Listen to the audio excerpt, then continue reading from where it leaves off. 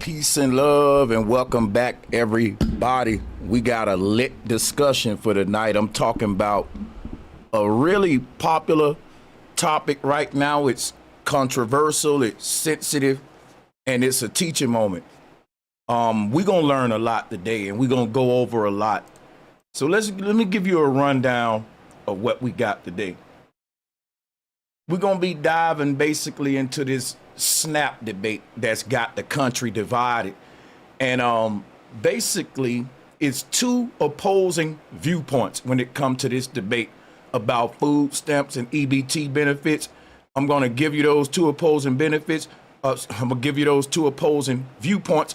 But first, let me say that it's deeper than, I'm gonna go deeper than just the food stamp debate. I want to show y'all the psychological operation of why this is even a topic right now. And I'm going to do that by reviewing a video from a brother by the name of Gooden. And Gooden has let me just show you here. Show you guys what we got right here real quick. Hold on. So Gooden, he made this video. This video is going viral. It's called Greed is Destroying America. Very simple title, very powerful. Name of this is Greed is Destroying the World. Greed is destroying the world. It's a 30-minute video. I normally don't review those videos, but this one is very important, guys. This one is very important. All right, so I want to give a big shout out to Gooden. This was an excellent video. It has sources all through it. He got his facts on deck. Now, we're going to do here today, we're going to listen to the author Marquette Burton on how the SNAP program destroyed black families and it should be cut off. Because this is a 4-minute video. It's basically going to run down the main arguing point behind this argument of how the SNAP program is actually, promoting a reliance. It's promoting laziness, right? And somehow people on food stamps are lazy, man. And if you get them off the food stamps, they'll somehow become a boss. They'll boss up because they just need a little whipping on the back. It's a little bit of cushion that need to be taken from them and let them fall and hit that hard ground instead of that food stamp cushion. Now, is food stamp really a cushion that's softening the fall of lazy people? And we should let these lazy people hit the ground. They will learn to pick themselves up. In fact, they'll pick themselves up even higher than what they would have done had we kept them with that cushion up under them called food stamps. That's a great argument, but it's a null and void argument if food stamps is not a cushion. If food stamps is not a cushion and not a crutch for lazy people, then it's just a horrible viewpoint that can even be looked at as R word, racist. So this is a very important one, guys. So author Marquette Burton argues that SNAP and EBT benefits create long-term dependency and discourages self-reliance. Gooden, on the other hand, in his video, Greed is Destroying the World, argues that the real issue isn't people on benefits, okay? And that it's basically the real issue is a system that's built on corporate greed and rising prices and an economy designed to keep everyone struggling, basically. So you got two men, two worldviews, one debate that has the country split right down the middle, and we're going to be giving our input on this important conversation in our society right now. So call in, disagree, challenge the ideas. It's an open floor, but we won't open it up until after I do the official review. First thing first, let's go ahead and play Marquette Burton's video on Willie D's channel. And I'm going to try not to do a lot of commentary because I really want both arguments to be presented. And then I want to go into my big commentary. But for the sake of not just copying the whole videos, I got to put a little commentary, and I will. But this is just a 4-minute video, so I don't want to talk over this brother too much. In fact, I might as well just let this one play out. It's a 4-minute video. So let's play this one all the way. I'm going to get off the screen. I'm going to give them the whole screen. It's only 4 minutes. And then we'll come back with Drew Gooden.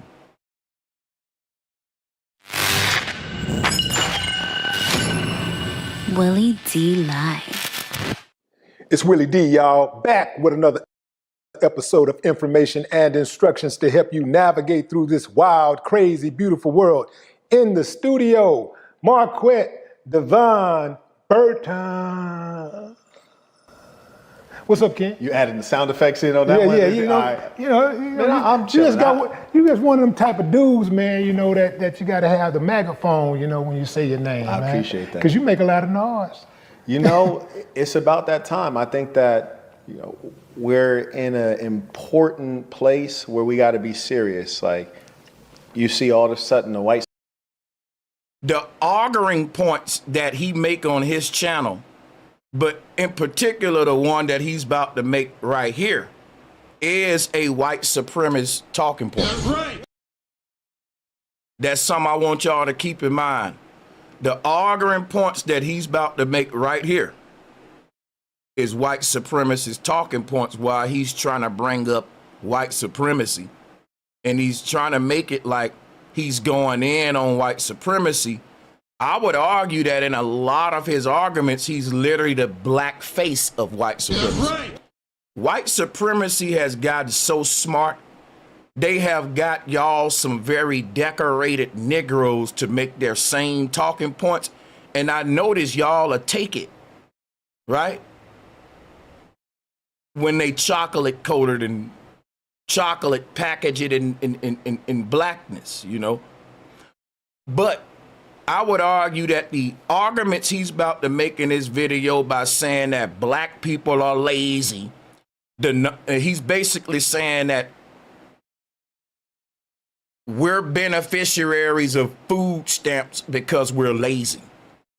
White people don't say that about white people who receive stamps. Everybody not lazy because they have stamps. And what I was saying was, people don't tell y'all the history of food stamps. Food stamps was created in West Virginia for poor whites. West Virginia is a predominantly white state. And it's just a lot of white people in poverty in West Virginia. And food stamps was literally created. I'm going to say this again. Food stamps was literally created to address a poverty epidemic in West Virginia. And later, they expanded to other U.S. states. Go do your research. So today, we associate food stamp recipients with lazy black people. But statistics show otherwise.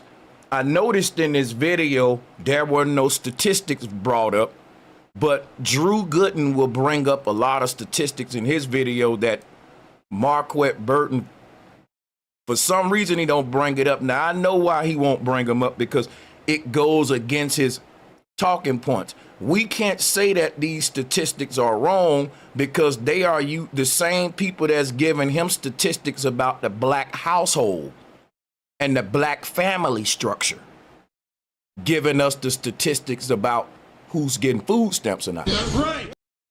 So if we find out that Marquette knows about the statistics but ignores them to keep throwing black people under the bus as if they're lazy, then I'm going to have a discussion about why I think his agenda may be, who sent him and stuff like that. Because if a person know better. They know they can look up the stats because they looking them up for one thing, but they still go do this to their people and make these talking points.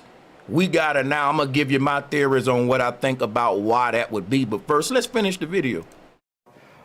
We see that the birth rate of the black female is 1.94, which is not enough for replacement. So our population is declining. So we see Trump talking about a 50-year. So a lot of people like to scare y'all like our population is declining. That's a lie. That's a lie. We making babies like a MFer. And I'm not even going by statistics. I'm going by what I see. Right? So that's a scare. And the reason I can say that confidently is because I see other races using this on their people too. So you may see like white nationalists rile their people up by telling them, you know, the Negro is out producing us. One thing that the white man will admit, the white man will not argue with you when you say that the black man can basically breed him out of existence. If that was true, he wouldn't even let it be known. Why would you tell your weakness? That's right. So if the white man is rushing to let the whole world know the black man can make me go extinct with that thing in between his legs, why would the white man rush to tell the world his weakness like that? Because it ain't that the white man rushing to let the world know he can be conquered by the black man. The white man is rushing to rile up other white men to let them know it's time now to rise up against the Negro with some good old white nationalism. And their call to action is all based upon we're not breeding enough. They're outbreeding us. And once the white man go to thinking like that, his rich buddies go to implement all kind of eugenicist programs, birth control operations in the disguise of helping poor communities afford abortion, different stuff like that. So everyone uses these radical, unsubstantiated claims to get their people up in arms for whatever mission. And let me just play the video. We're going to investigate this further. Year mortgage rate, which is like, what, you got to get a mortgage when you're 8 years old to own a house? So the world is in a very sensitive place. And I think that if good men don't stand up right now and do something, it's going to be bad. Now, good is subjective, right? People thought Trump was good. Some of them still do. This brother voted for Trump and he was disappointed. He turned on Trump like Candace Owens did, but he still wears the MAGA hat, which is interesting because if you agree that Trump is a POS now and that he didn't do what he said he was going to do, then the idea of making America great again and that whole movement is just a joke. So at this point, if a person is still wearing a MAGA hat, even though they don't support Trump, they're strictly wearing it because they know the reaction that they're going to get from black people. That's right.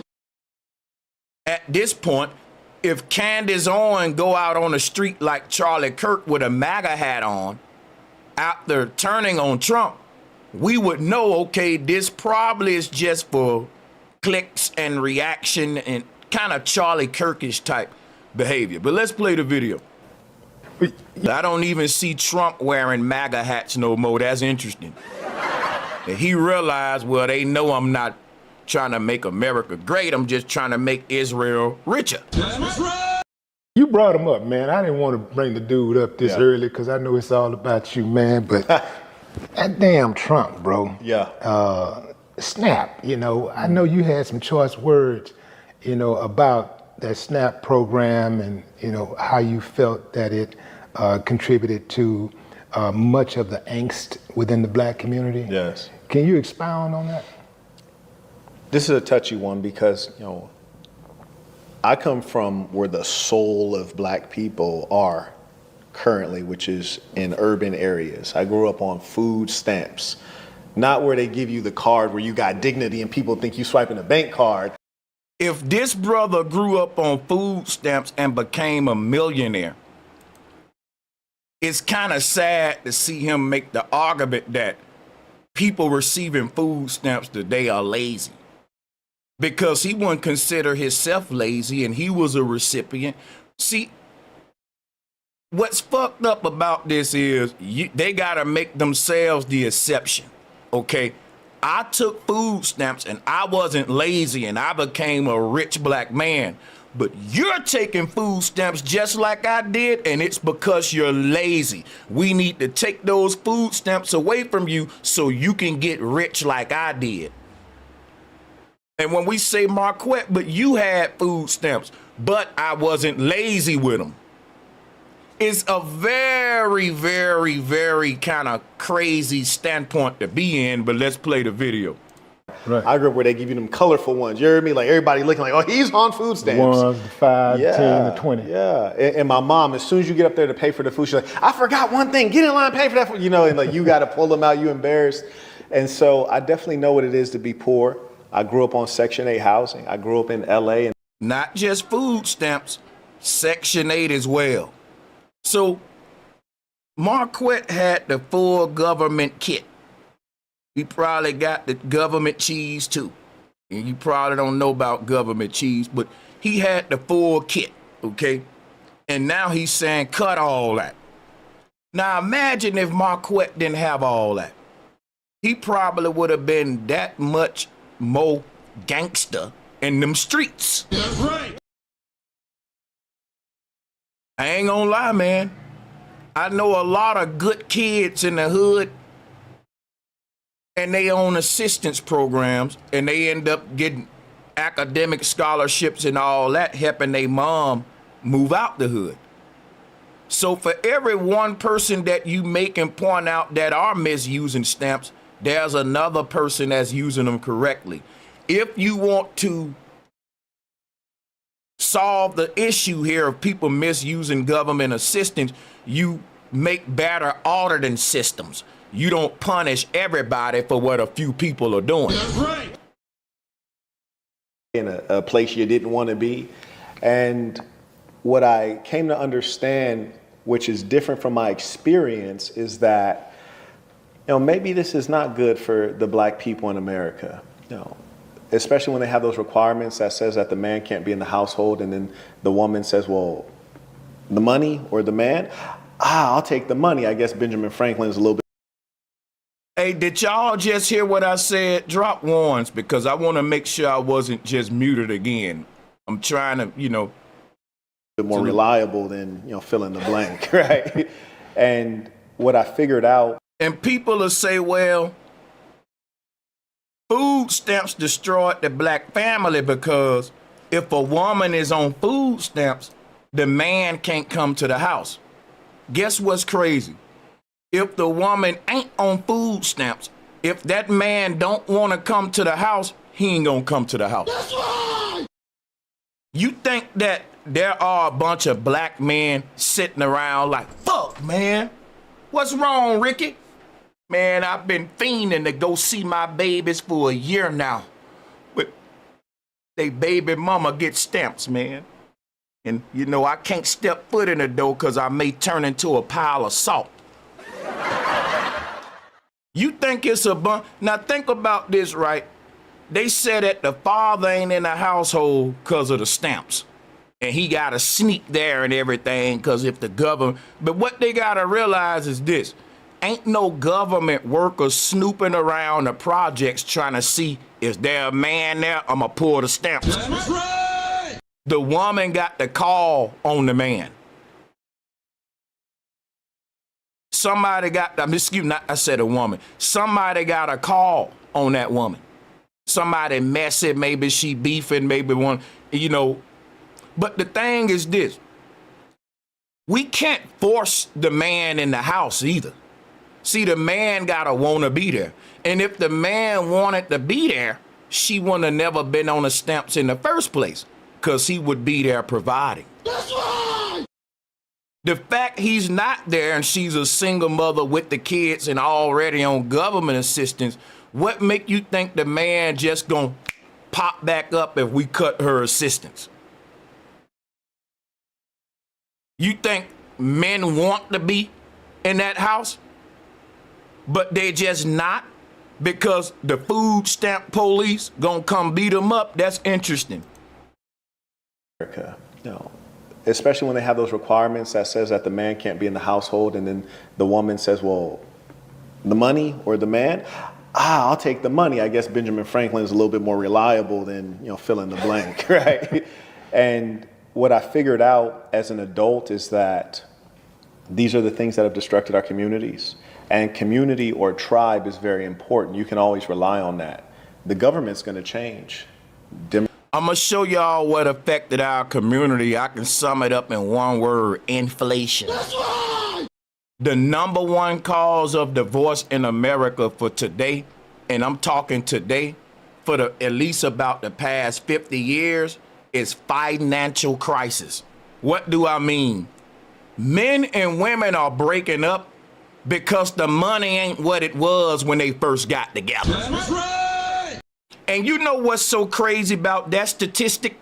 I didn't even have to look at the statistic on that one to know that one true.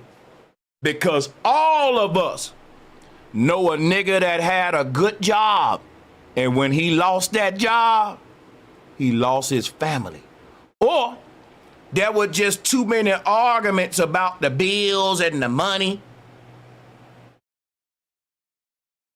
And it's crazy because what that says about us is that we don't want to be together in bad times. That's right.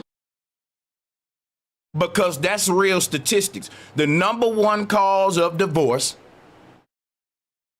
and I bet you Marquette would probably blame this on the women. I wouldn't argue that with him. That's another argument.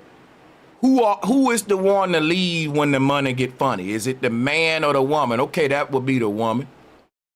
I probably lean toward the woman on that one, but that's another argument, right? When we find out that people ain't staying together for money issues, then we got to quit making this assistance debate, because he shot himself in the foot with that one, because he even said when the woman is on assistance, the man creep around. That's right. Meaning that the family's still together. You may not like it. You may not like it, but that's a family together. Them children still seeing their daddy regularly, because if I'm creeping around with a girl, guess what that means? I'm going over there every day to get me some of that nookie. That's right. And Marquette is right about this. A lot of baby daddies, they don't be in-house baby daddies. They probably got other baby mamas, and they basically creep around with them all. Now, here's why this is hypocritical to a guy like Marquette Burton. Because Marquette Burton promotes on his channel polygyny, and that most black women are only good for breeding and procreating.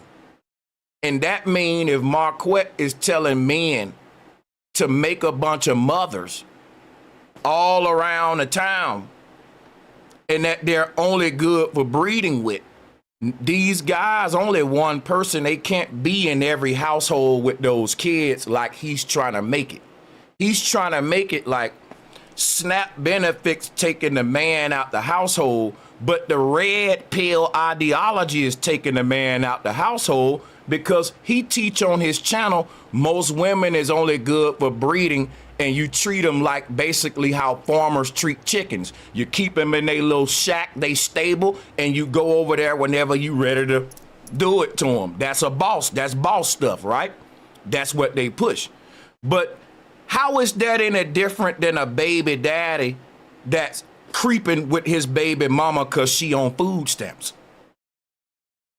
He got a bunch of baby mamas on food stamps. He going from house to house, and he's basically creeping around, as Marquette say. But what Marquette is teaching guys to do is creep around.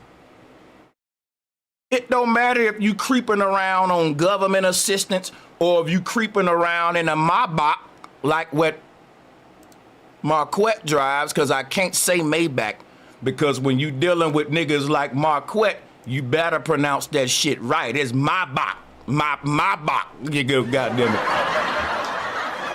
I'm probably still ain't pronouncing it right with my broke ass.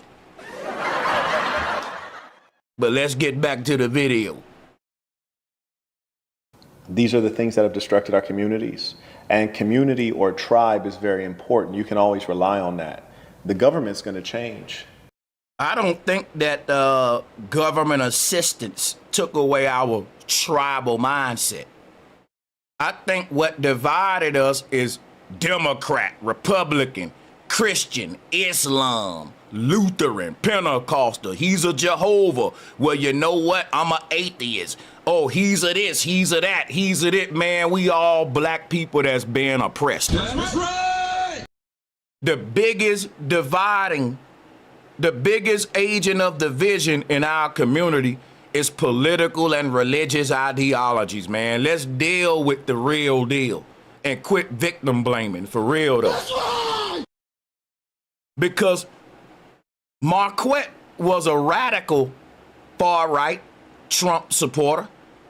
And just like Candace Owens, when Trump didn't deliver, he turned on Trump. That's division.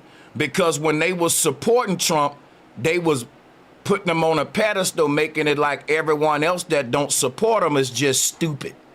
And now they don't support him. So that was just division for no reason. And often you will find them backing some guy that ain't in the tribe that he's mentioning. You see what I'm saying? So when you talk about tribe, I be confused. I don't know if Marquette talking about black people as a whole, or is he just talking about the Assassin, the Saint in the Center organization, his tribe. I'm confused.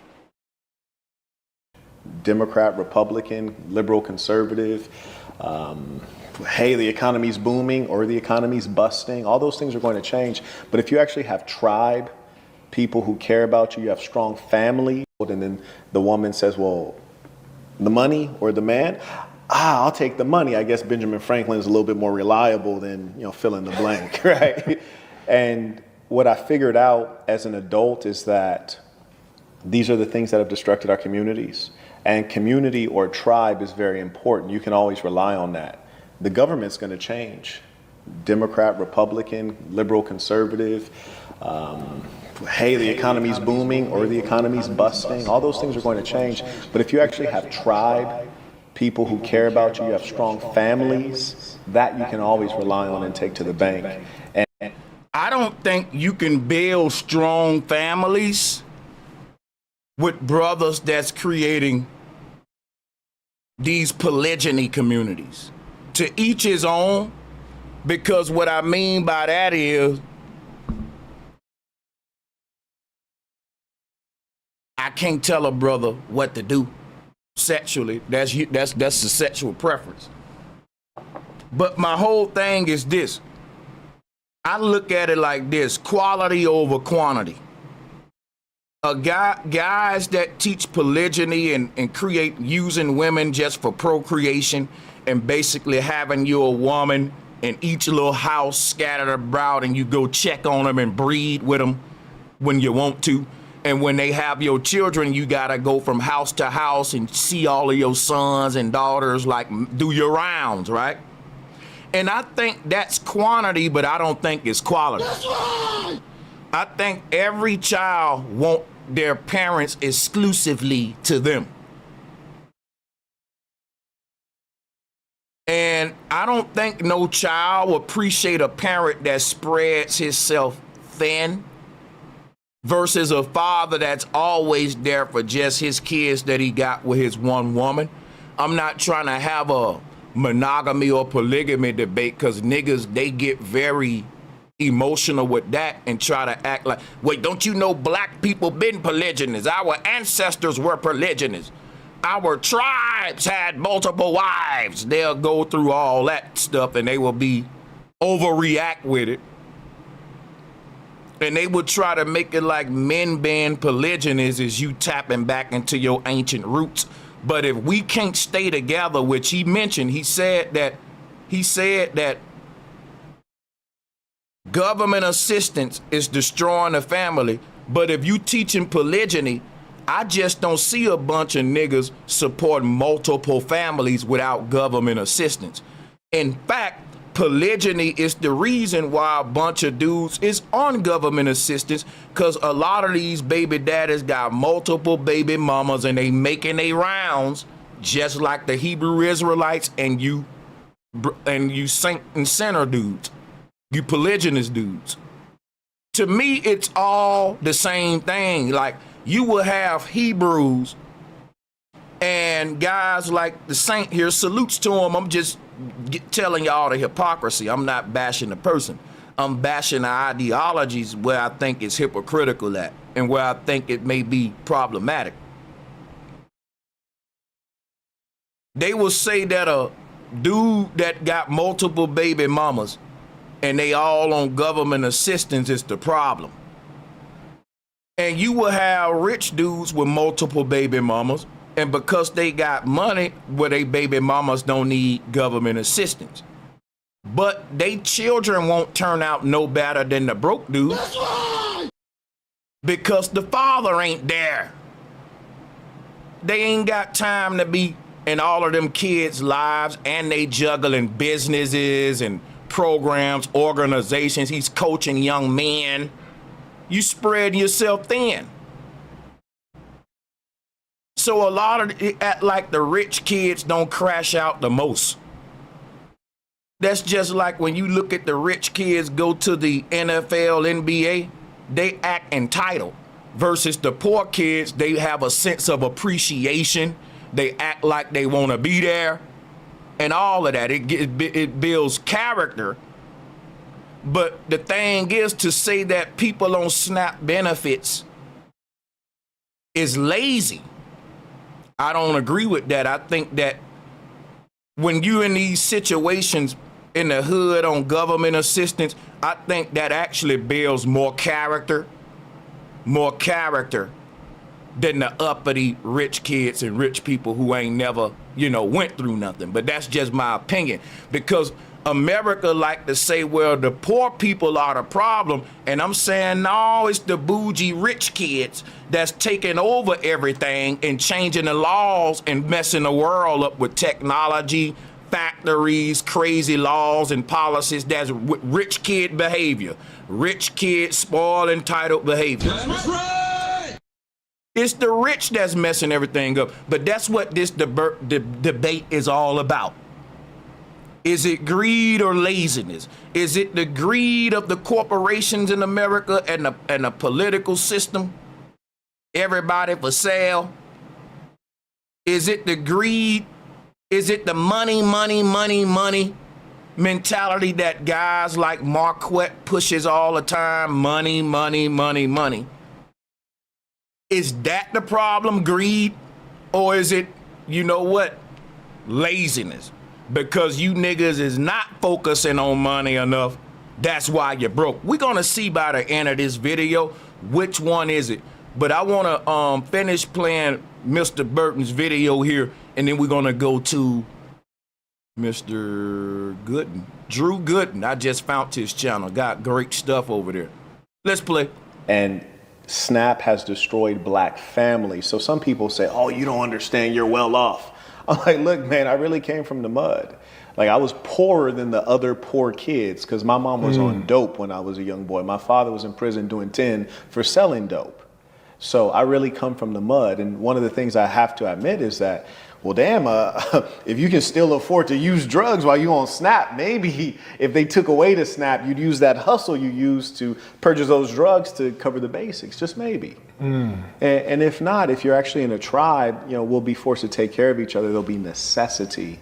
They say necessity is the mother of invention. What we need to invent is the black. So let me explain something to you about this argument about people on drugs and having SNAP benefits. Marquette didn't say the government need to do something about the drug epidemic, the opioid crisis in America. You seen Philadelphia lately?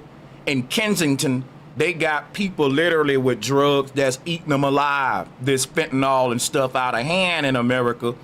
And we know that it's America working with China in a covert war against his own citizens. If Marquette would study a little bit about the opioid crisis in America, he would see how the U.S. government is working with China against his own citizens. If I'd done enough research to know that, I know Marquette can do this. There are medical professionals and politicians that have spoke out on this. If you know what I'm talking about, drop a 1. If you heard about I don't like to say conspiracy, but that's what they calling it.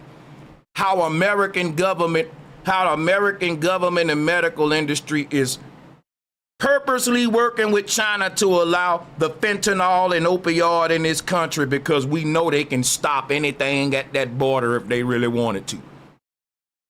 Our government benefiting off this epidemic because they getting cheap property. Everywhere where we see the fentanyl crisis and stuff at, these are lands that, for example, in Kensington, rich real estate gurus have been trying to claim this property that is, you go around these places now, you'll be like, I can't believe anybody want this property because it's drug infested. But these companies and big corporations, they actually promote the drug infestation in that area. They create these drug infested areas. Ain't no drug strip there by mistake. It's often a land grab. When the property value go down, these companies come in, they push all the homeless folks and drug addicts down to someone else's problem, and then they get that land for cheap, and they expand and turn it into storefronts or whatever. This is a common practice. Marquette is a very successful brother. And I'm going to tell you one of black people's biggest threats and biggest problems. When we have successful, powerful brothers like Marquette willfully being ignorant. What I mean by that is you're rushing to always throw your people under the bus, man. That's right. Versus looking at the systematic oppression. That's right. That's black people's biggest threat. That's a boule type of agenda, man. That your first option is always, we did something wrong. It's always us, man. It can never be systematic racism and none of that. It's just y'all niggas lazy every time. Like, that's white supremacist talking points. That's right. Black family because it's currently dead. So of course my heart goes out to people who are struggling, but I think mostly they're not struggling as much as they think they're struggling. This is really where they're struggling. This is where the real poverty is. Now watch this, right? Marquette was a child. His mama was on drugs. His daddy was a drug dealer. He was in LA back in the day. My heart go out to this man. Nigga, you went through some times, nigga. If you grew up in LA and came through LA in the 80s and 90s, nigga, you're that nigga. You saw something. I give you that. I ain't gonna take nothing away from it, but what I'm gonna show you is the sadness of the hypocrisy of successful black men taking the racist white talking points. That's right. And the sadness is this. Marquette was a little boy. So young, he couldn't even get a job yet. Check this out. Food stamps ain't necessarily for the mama, for the daddy. It's for the children. That's right. You know how many kids grew up like Marquette? And if it wasn't for them stamps, the mama would have smoked up all the goddamn money. Now, a person may say they selling the food stamps for drugs. Guess what'll happen? The kids can bring that up to the state workers, and then they can get involved with that. But think about this, right? Marquette moms, his dad still fed him. They obviously did because he's here now. Until he was old enough. to go work and take care of himself, his crackhead mother and crack dealing daddy relied on them food stamps to make sure he ate. And he know that because his argument is, if the government would have took the assistance away from my crackhead mama and crack dealing daddy, then my daddy would have stopped selling crack and came and be a good father with a job to provide for us, and my mama would have got off crack and became a good stay-at-home mom to nurture her children. That's false. You think just removing government assistance will remove all that Jim Crow-induced dysfunction that's in the black home, especially in the 80s and 90s when Marquette came up?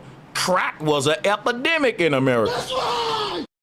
And you think people was getting on crack because of government assistance? You think because women was on government assistance that perpetuated their crack addiction because they can take their extra money and buy drugs and let the government feed their kids? I'll tell you the truth, Marquette. If those women didn't have government assistance, their fucking kids would have starved. That's right. Marquette wouldn't have had a meal because your mama would have smoked up all that money. That's a fact. That's right. I know how crackheads think. I served them up at some point in my life, too. I was just like your daddy, Marquette. I served a couple of them myself. But here's what I want to tell you, Marquette. I know how crackheads is.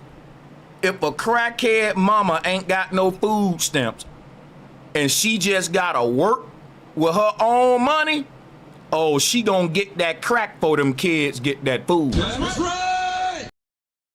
Now,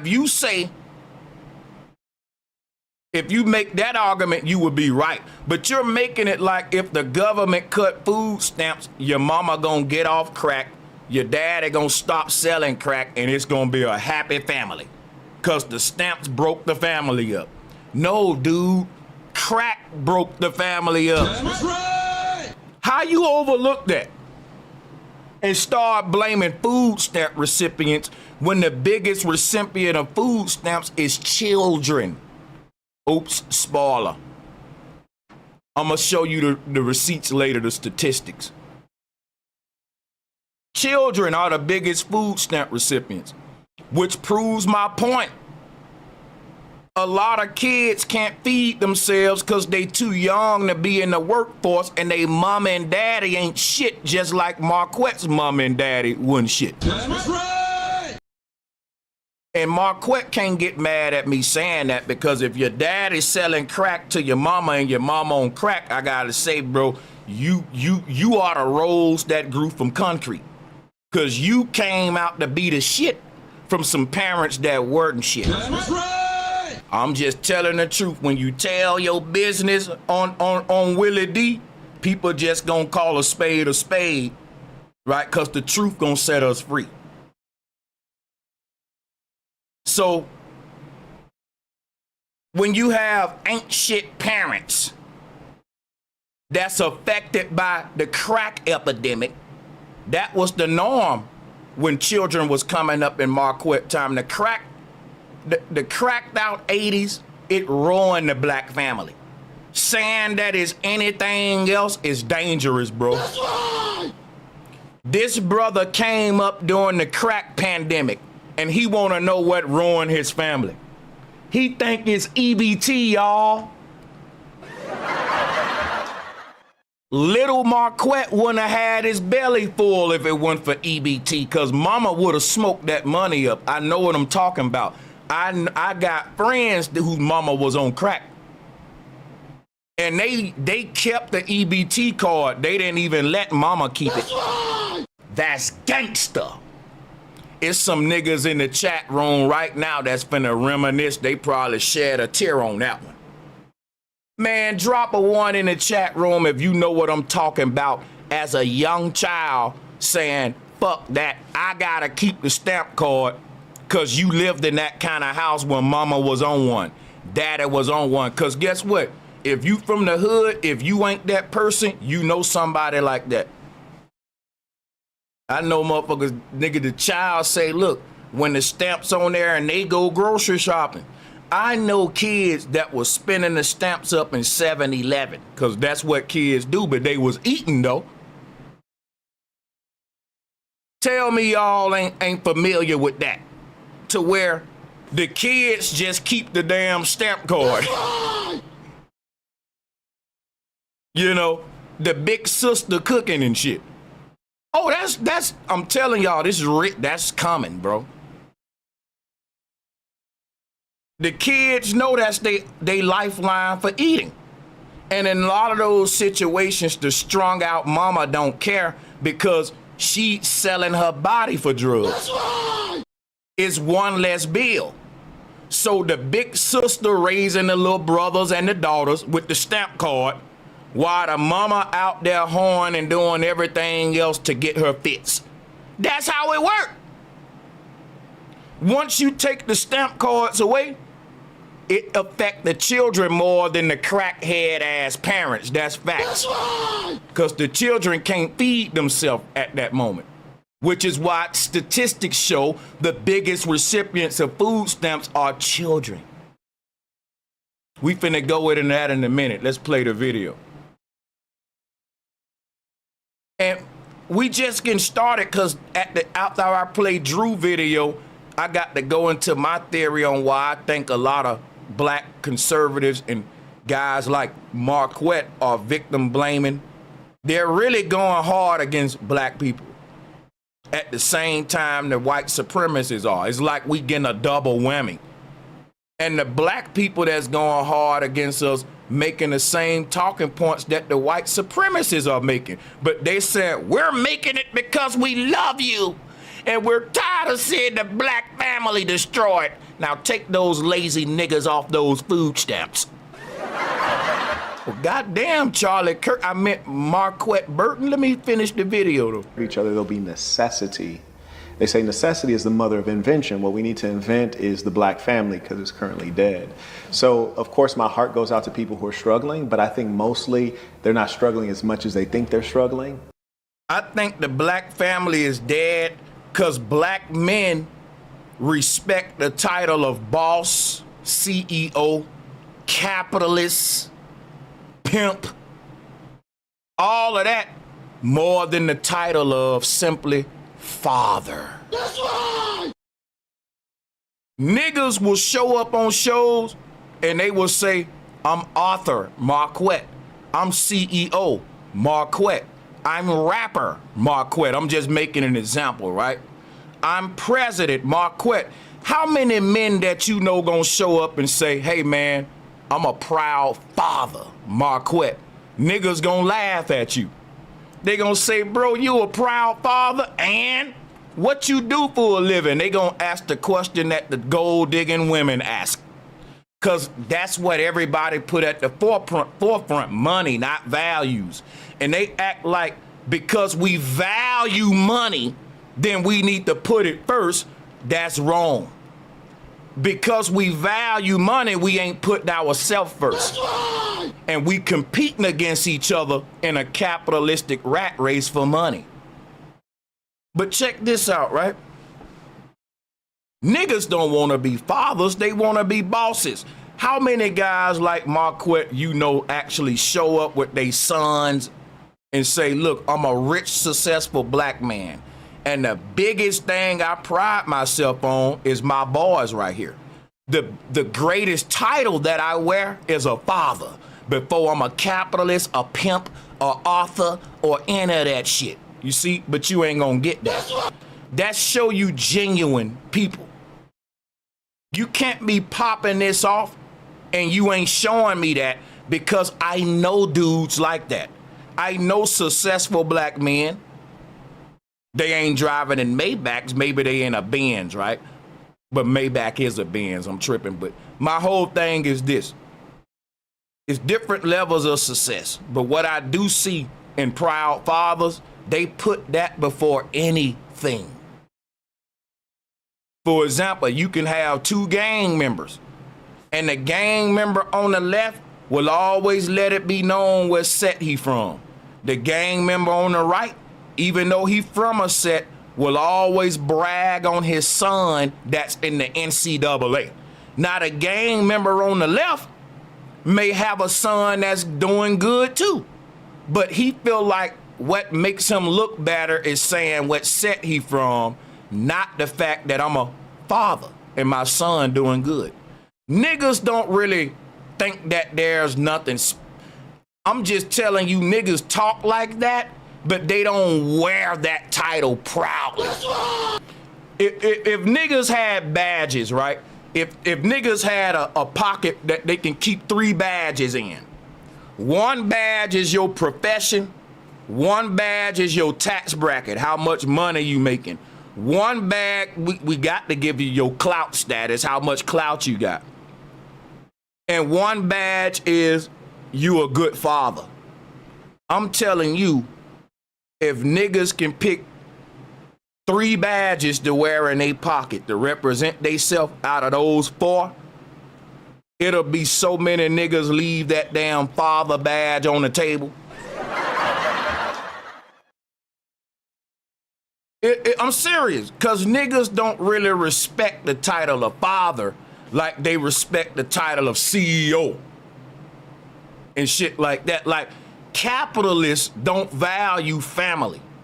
It's built into the system of capitalism. Why? Because we value money over everything. It's hard to do them both, because in a capitalist system, if you want to compete with the wealthiest people, you got to immerse yourself in your business. Now, I know we like to think, well, I got to be balanced. I got to find time for fitness, find time for family, and find time for my work and all that. Well, if you one of them type niggas, you ain't gonna be able to compete, man. Because your opponents, they always working 365 days a year, while Mr. I want to find time for family. While the time you was on family vacation, that man company made another 10 million while you lost money. This is how capitalists think. If you really want to play this game like how the rich people play it. So if you can't hire people to run your business while you have time for other shit, it's impossible to be a balanced person in a capitalist system. Even some of the richest people in capitalism, when they tell you their testimony, they'll tell you, I almost lost my family chasing this dream. I had to grind every night. My wife was mad. My children was mad. I had to get in the grind. Just like a dope boy when he on that corner.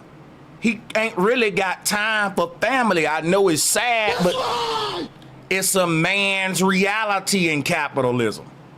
Can't take no days off. Not when you trying to get rich. Now, when you're already rich, you can take as many days you want off. Your shit running. You can make money doing nothing. You can put $10 million in a account and it'll make $1 million a year just sitting there if you got money. You know how hard it is for you to make $1 million without money? You can't be taking vacations like the rich people. So the idea of I'm gonna be a father that's in my children's house, and also I'm gonna rise to the top of the damn corporate ladder, some gotta give in America. And I'm saying you can be successful, but I will debate any man that when you look at the world wealthiest man, they sacrifice something to be there. And guess what the easiest thing to sacrifice? Time with your loved ones. If you ain't sacrificing your booty hole or your manhood or some crazy shit like that, you sacrifice something. And to the least, it was time out of your family life. Every billionaire, multi-millionaire in the world tell the same testimony. I paid a price to get here. I made a lot of sacrifice to get here. And the biggest sacrifice they bitch about is I barely watch my son grow up chasing his money. Drop a 1 if y'all heard this testimony as much as me. And it's a testimony we respect. We will give a man a pass for leaving his son behind hundreds of millions and billions of dollars, even though he wasn't really in his son's life. That's just America, right? So in America, time is money. And if you ain't got no money, nigga, then America expect you to have a lot of time to be in your son's life. You can't be broke and a deadbeat in America. But in America, you can be rich and not be in your son's life, because the average American would tell you, if I had the choice to have a close relationship with my father and a consistent relationship, but my father just a regular working man, versus my father is Elon Musk, but he's barely at home. Most of us will say, you know what? I love my father, but what did I tell you earlier? We capitalists. We love money too. That's right. And a capitalist is always gonna choose money over time. I know it, bro. Look how much time I spend on YouTube away from my family. I ain't speaking because I ain't living this capitalist life with you, nigga. That's right. You gotta sacrifice something. And the number one thing we're sacrificing is time away from our family. So what we forget this, right? When we make these arguments, because they really work against each other. You know, person make these arguments, they don't think about that. The rich man is in the same position as the SNAP recipient. That's my point. Neither one of them can be in their children's lives. Both of them sort of creeping around to different baby mamas. But you're saying that the family is broken because one of them is receiving food stamps. I know, hell no. If you take food stamps away from that single mother, that ain't gonna make that man come back and be a good daddy. This is really where they're struggling. This is where the real poverty is, in the mind. It's not in the pocket. And so I say, get away those SNAP benefits. They're coming from a people and from a government that's never loved us. And we need to start getting back to the basics. So I actually celebrate. I think it's a holiday. Now, when rich corporations get bailouts, they don't care if the politician that bailed them out love them or not. That's right. They gonna take it if it's free, right? So if I'm going to work every day already because I'm not lazy, and somebody say, look, man, I'll subsidize your food. You already working. I'm going to make your life a little easier. All of your food, that's on me. That's on me. That's all food stamp is. Want me to tell you how I know that? Statistics show that over half of all SNAP recipients work. And I think it's like 75% of everybody that receive food stamps, they work. People ain't just sitting not working and getting food stamps. People are working jobs that don't pay enough because inflation. So they need to subsidize their income with stamps. It ain't that they're lazy and if you take the stamps away, they're gonna get rich. Don't you know that students are going to college and working minimum wage jobs because all the jobs going overseas? A lot of guys like Marquette, they are out of touch with what is happening on the ground because they've been rich for so long, they forgot how to empathize with the people who coming from where they came from. And it gets to a point where it gets satanic because they start to ignore statistics. Now let's skip over here to Drew Gooden, someone who's not gonna ignore statistics, someone who's not gonna make arguments based upon their whatever agenda they trying to push, but just genuine facts about what's really happening in America. This is a 30-minute video. So I'm gonna try not to stop it that much, and we will play it at 1.25 speed. Let's go ahead and get it. I feel like for the past 3 years, I've heard over and over again that a recession is about to hit. The stock market is going to crash, the housing prices are going to come back down to earth any day now, and yet somehow all of these things keep not happening. And for most people, it doesn't make sense. What do you mean the economy's good? My dentist just tried to get me to sign up for a credit card. Since the pandemic, the cost of living has skyrocketed, inflation is out of control, groceries have never been more expensive, layoffs are happening at an alarming rate. At this point, a college degree might be more likely to get you into crippling debt than it is to help you find a job. And even if you have savings, you're more than likely one stroke of bad luck away from losing it all to medical bills. And yet some people will look you right in the eyes and tell you, I don't know what you're talking about. The numbers are green.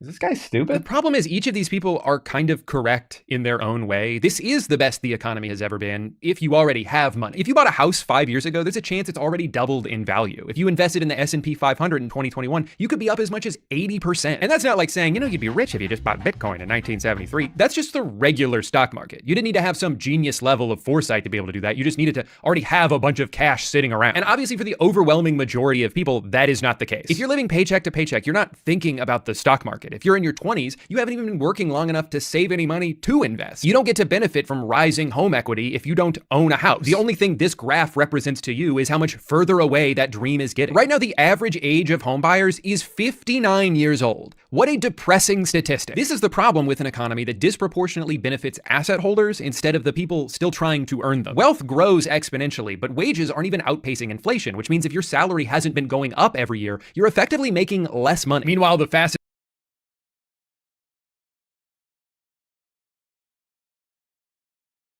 I gotta ask y'all something. This video is very important because this video is going to kill all of the arguments that people are making towards SNAPs, government assistance, and all that. Drop a 1 if it's too fast, because I think it's too fast, and I think it's one of those important videos we may want to play normal. So I'm gonna just assume y'all dropping 1s and do that. Seem a little too fast. I feel like for the past 3 years, I've heard over and over again that a recession is about to hit, the stock market is going to crash, the housing prices are going to come back down.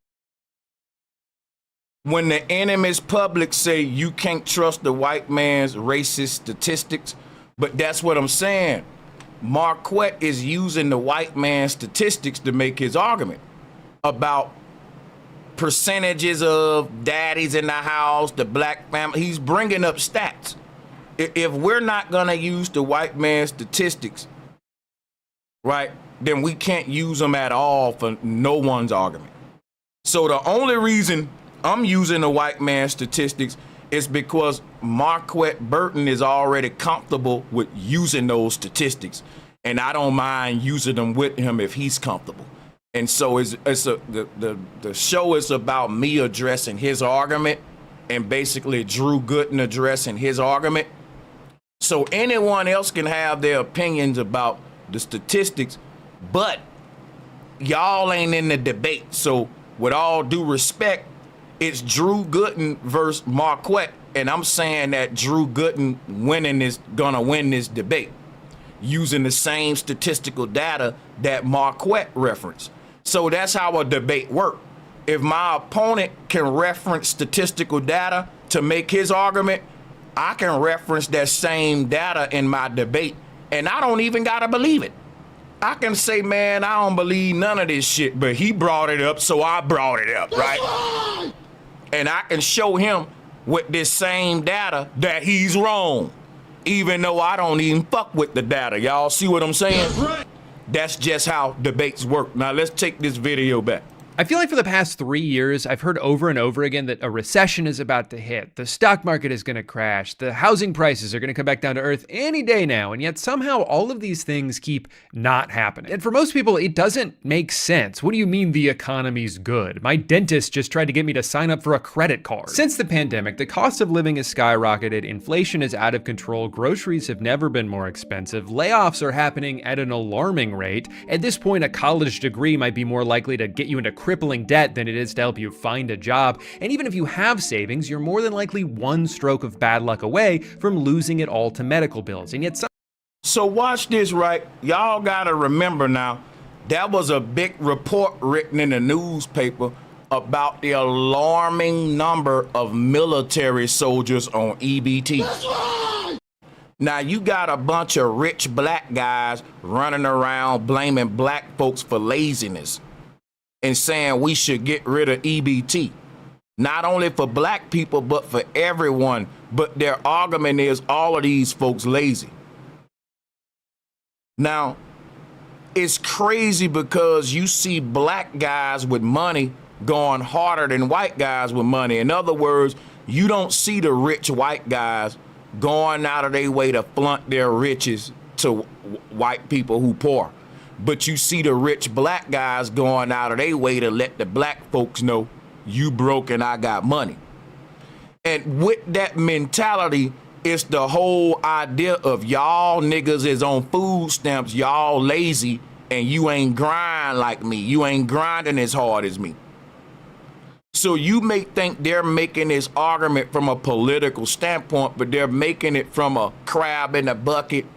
Because the reason I say that is, if you was in a bucket and you was on government assistance and you made it out, that'll be fucked up for a crab to get out the bucket on assistance, then say stop all the assistance for everyone else. That's like climbing to the building top on a ladder, and when you get there, you break the ladder. Because a lot of kids, they just wouldn't be able to make it without stamps. It ain't about their parents. We forgetting the kids. So I'm letting y'all know where this argument coming from. You have a lot of black guys going in on food stamps, even though white people receive them the most. Go look up the data, y'all.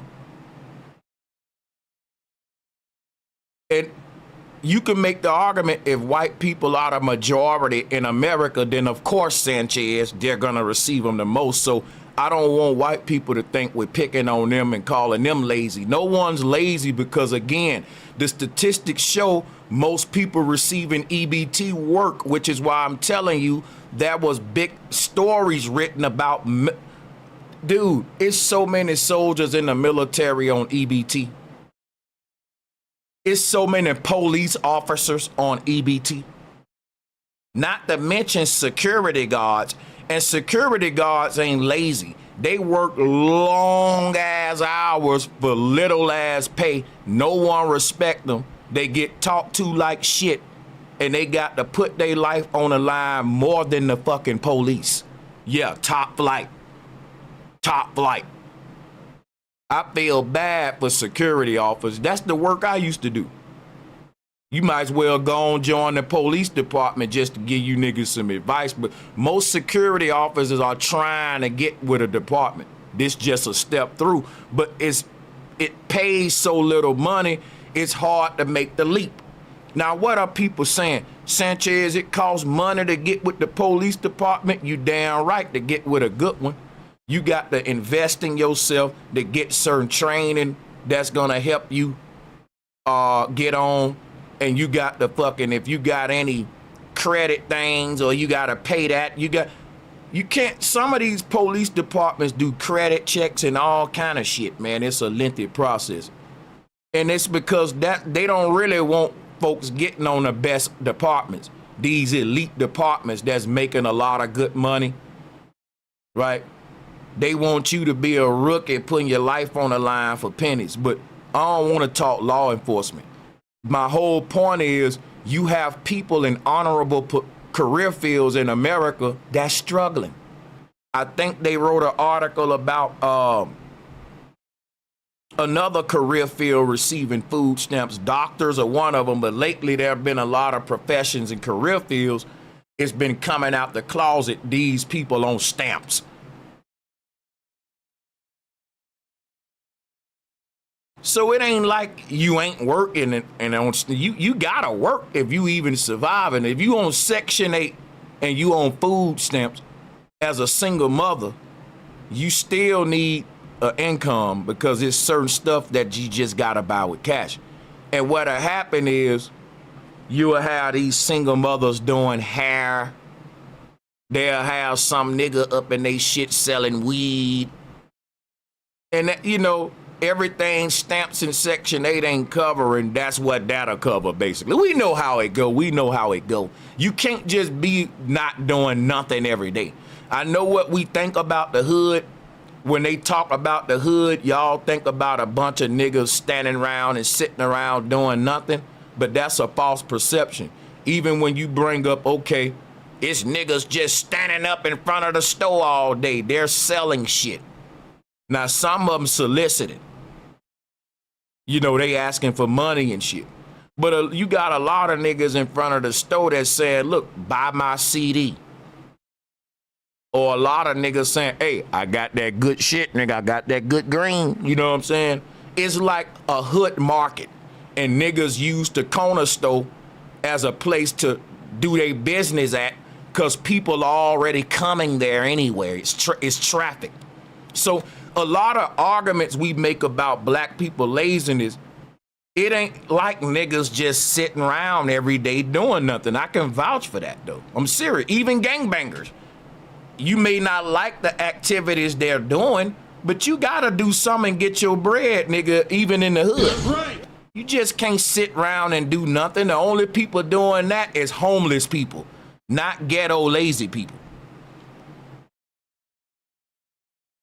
I feel like for the past 3 years, I've heard over and over again that a recession is about to hit, the stock market is going to crash, the housing prices are going to come back down to earth any day now, and yet somehow all of these things keep not happening. And for most people, it doesn't make sense. What do you mean the economy's good? My dentist just tried to get me to sign up for a credit card. Since the pandemic, the cost of living has skyrocketed, inflation is out of control, groceries have never been more expensive, layoffs are happening at an alarming rate. At this point, a college degree might be more likely to get you into crippling debt than it is to help you find a job. And even if you have savings, you're more than likely one stroke of bad luck away from losing it all to medical bills. And yet some people will look you right in the eyes and tell you, I don't know what you're talking about. The numbers are green.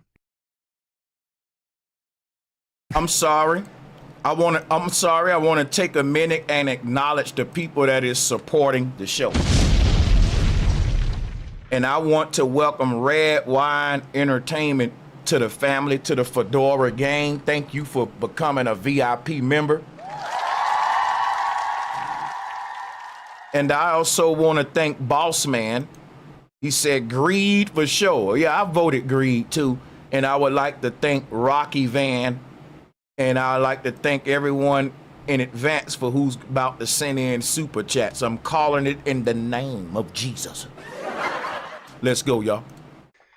Is this guy stupid? The problem is each of these people are kind of correct in their own way. This is the best the economy has ever been if you already have money. If you bought a house 5 years ago, there's a chance it's already doubled in value. If you invested in the S&P 500 in 2021, you could be up as much as 80%. And that's not like saying, you know, you'd be rich if you just bought Bitcoin in 1973. That's just the regular stock market. You didn't need to have some genius level of foresight to be able to do that. You just needed to already have a bunch of cash sitting around. And obviously for the overwhelming majority of people, that is not the case. If you're living paycheck to paycheck, you're not thinking about the stock market. If you're in your 20s, you haven't even been working long enough to save any money to invest. You don't get to benefit from rising home equity if you don't own a house. The only thing this graph represents to you is how much further away that dream is getting. Right now, the average age of home buyers is 59 years old. What a depressing statistic. This is the problem with an economy that disproportionately benefits asset holders instead of the people still trying to earn them. Wealth grows exponentially, but wages aren't even outpacing inflation, which means if your salary hasn't been going up every year, you're effectively making less money. Meanwhile,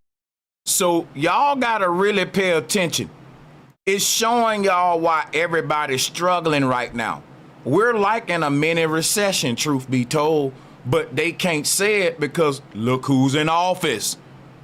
I'm telling you right now, bro, if Biden was in office, they would be calling this shit a recession. If you look at the cost of eggs, avocados, name another one in the chat room, what else high as hell that you know? Oh, of course, gas. I'm just saying, bro. Crazy. You have seen a gallon of milk lately? All right. We're in a mini recession, but they ain't gonna say it. Everybody focusing on AI and this new digital shit. We don't even know we're in a recession. We just think it's just hard times. No, bro. We sly way in a recession. It's inflation like a motherfucker right now. Wages are at an all-time low. Shit in the store is at an all-time high, and it ain't even been talked about. And because that ain't being talked about, then guess what they're saying? People is lazy right now. The government is cutting benefits because they don't want to talk about the real issue, which is the corporate takeover and inflation happening because of corporate bailouts under Trump. Let's go. Up every year, you're effectively making less money. Meanwhile, the fastest way to make $1 million is to just already have 10 million. Leave it in an investment account for a year, and congratulations, you now have 11 million. I gotta quit stopping this man, cause I can't do it better than him, so I just need to shut up, and I wanna rewind it a little, cause I made y'all kind of miss his flow a little. I'll stop, I'll pause it less. Let's go. But wages aren't even outpacing inflation, which means if your salary hasn't been going up every year, you're effectively making less money. Meanwhile, the fastest way to make $1 million is to just already have 10 million. Leave it in an investment account for a year, and congratulations, you now have $11 million.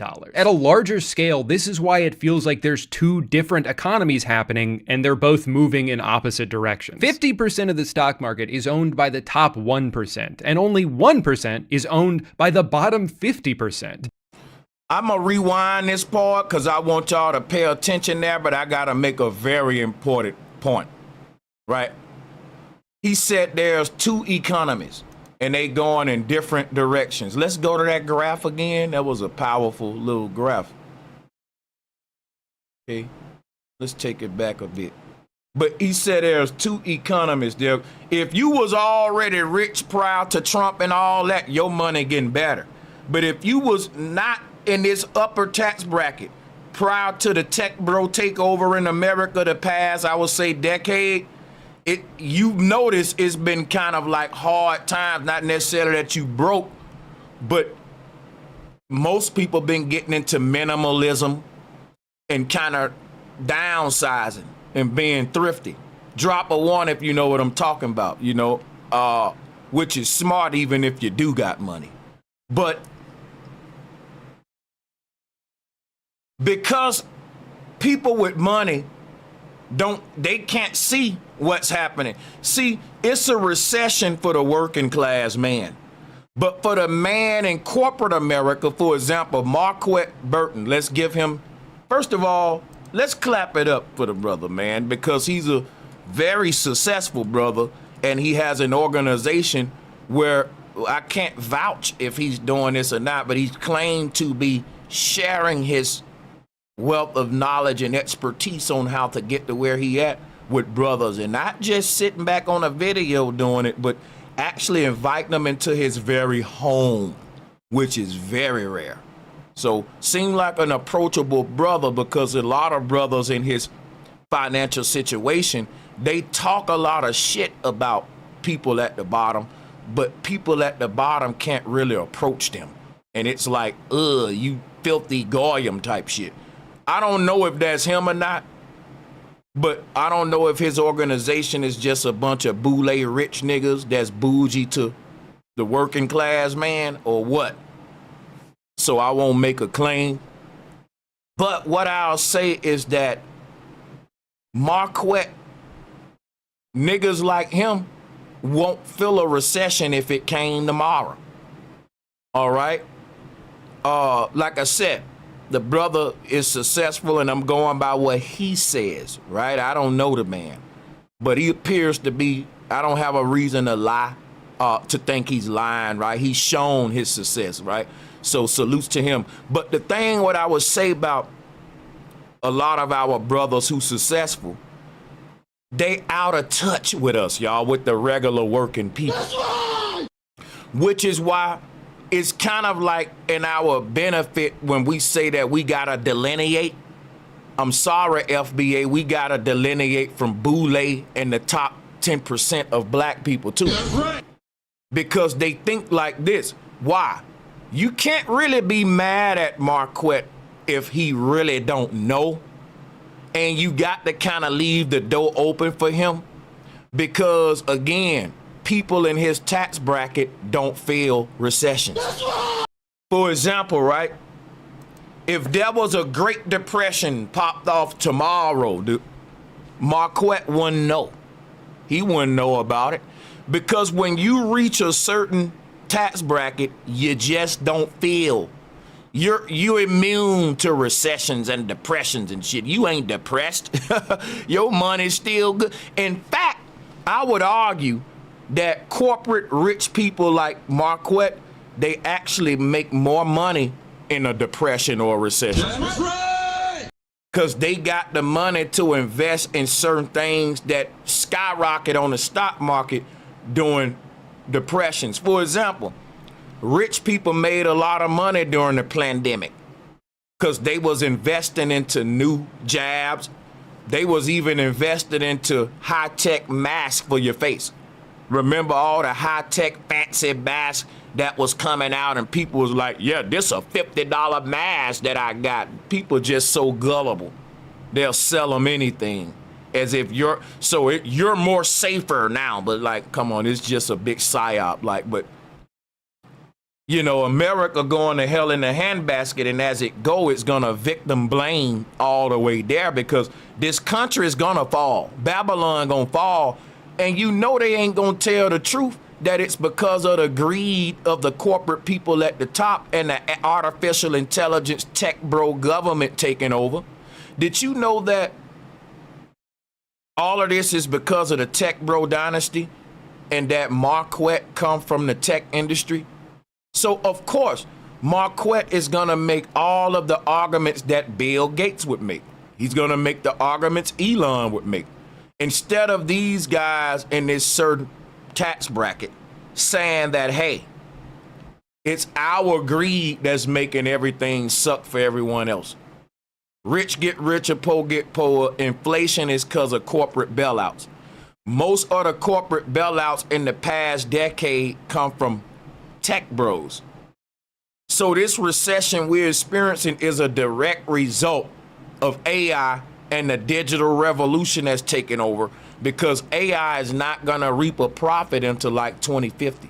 So right now they really spending money from investors, and those investors compensate themselves because these are the same corporations that have access to our tax dollars. So we're paying for the bailouts of the rich people, essentially.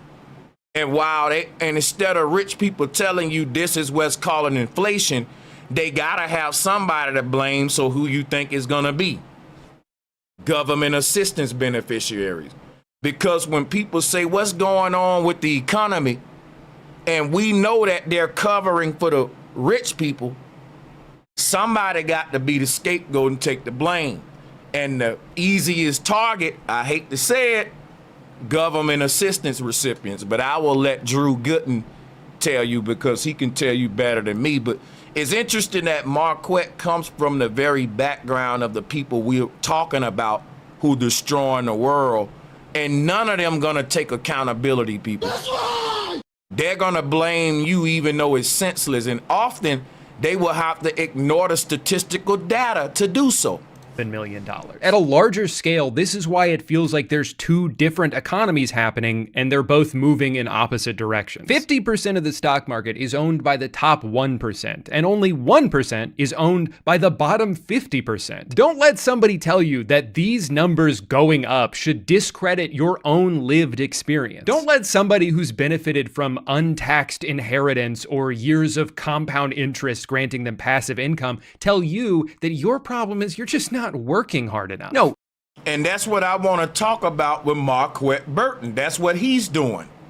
Did you know that Marquette Burton claims that his wealth comes from his tech company? Now, his tech company is called Fletch. And guess what? His company enriched itself from the money of backers. Now, the technology didn't really take off like that. According to him, it did take off. It's used in certain set areas. Salutes to him. He came from the tech world. He made an app that was very popular. But the app was backed by a lot of investors. We know that people from the tech field, right? Let's just keep it real, man. We like to think people like Elon Musk are just hard working people. But the truth is that when you have a good idea, you don't gotta work hard, you just work smart. Hard work isn't required in tech, y'all. And I'm not hating on it because I'm a fan of work smart, not hard.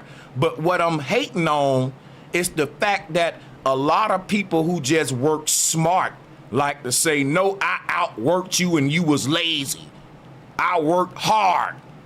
And I don't mind giving these dudes credit for working smart, but that ain't enough for them. They want to say that they outworked your granddaddy, your grandma. That's why they got more money than them, right?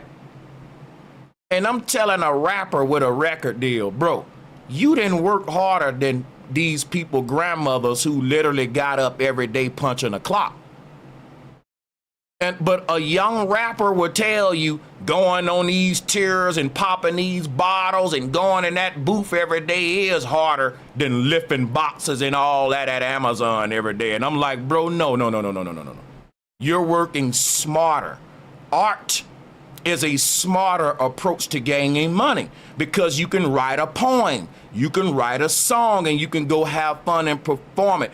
But a dude doing a menial, tedious task for 8 hours a day, you gotta respect the average working man.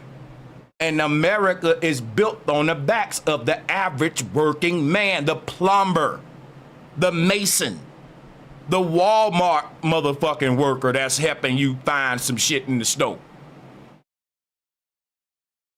Somebody gotta do that. So, but my whole thing is a lot of people telling you, you broke, you ain't working hard, you lazy. They gain their wealth on the backs of backers and investors. That's right. A lot of these guys have made their way into prestigious universities. And in America, I'm just gonna tell you the truth. If you find your way in Harvard, Princeton, I think this brother went to Berkeley. Oh, that's it. It's ain't no more work after that. That is the work. In America, just making it to the right place seals your fate. Right? And it ain't that you worked hard all the time. You made the right connections. That's the thing about America that rich people don't want to talk about, that it ain't what you know, it's who you know. And a lot of guys like Marquette, they were fortunate to have been in a lot of prestigious settings. The brother went to Berkeley. The brother had a lot going for himself. And what you got to realize is that this kind of climb to the corporate ladder in America should never be compared to regular working class people. It's just not fair. If you got a grandfather, a grandmother that just worked a basic job their whole life, you can't look down on that. You can't call that laziness because they working every day. And that goes back to my point, because of inflation, everyday working people still got to have food stamps, bro. That's right. But you wouldn't know about that because, again, you eat Grey Poupon.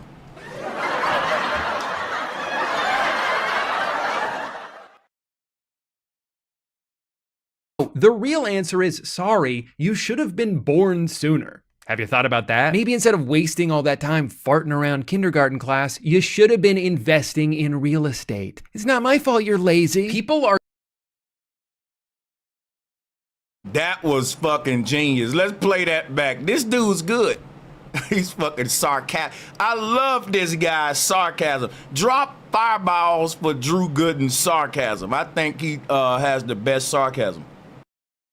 Benefited from untaxed inheritance or years of compound interest granting them passive income tell you that your problem is you're just not working hard enough. No, the real answer is, sorry, you should have been born sooner. Have you thought about that? Maybe instead of wasting all that time farting around kindergarten class, you should have been investing in real estate. And what I mean with Marquette, you know, in the tech field, I'm going to give you an example, right? There's a young black man by the name of Julian Brown. This young brother is the brightest mind in technology in our time, in the current modern time. Now, I'm not shitting on Marquette, because Marquette was in tech. He made an app, you know what I'm saying? But let's talk about Julian Brown. Julian Brown is a young brother in tech. He's making plastic, and he's taking plastic, turning it into gasoline. Now, Julian Brown is finding it very hard to get any backing, any investors with his technology. Why? Julian Brown didn't go to Berkeley. Julian Brown just didn't rub shoulders with the people Marquette met. It's just your fate in life. Is Marquette better than Julian Brown? Because Julian Brown is asking for donations every day to support his technology. You see what I'm saying? Is that laziness? That Julian Brown isn't necessarily where Marquette is, and he's asking people for money every day as a young man to support his technology? I just look at it as the universe got a different path for everybody. And if a young man grew up with his parents on food stamps, let's not throw the lazy card and take away the government assistance. Why? Because Marquette grew up on food stamps. And I'm going to say, if it weren't for government assistance, Marquette wouldn't be where he at. Because a lot of these kids, when the daddy ain't there and the mama ain't there, the government is the only provider. Now, we like to look at these benefits like, if the mama can afford dope, she can afford groceries. But if the mama, and Marquette said he come from the hood, right? Which is why I'm tripping that he forgot about this part, that the point is, the children are playing mama at home. Oftentimes, the biggest sibling is, if it's a boy, he the man of the house. If it's a girl, she playing mama. She cooking for the little brother, little sisters. The mama out there selling her body, sprung out, doing everything for a hit. The daddy doing his thing. That's the typical case in the hood.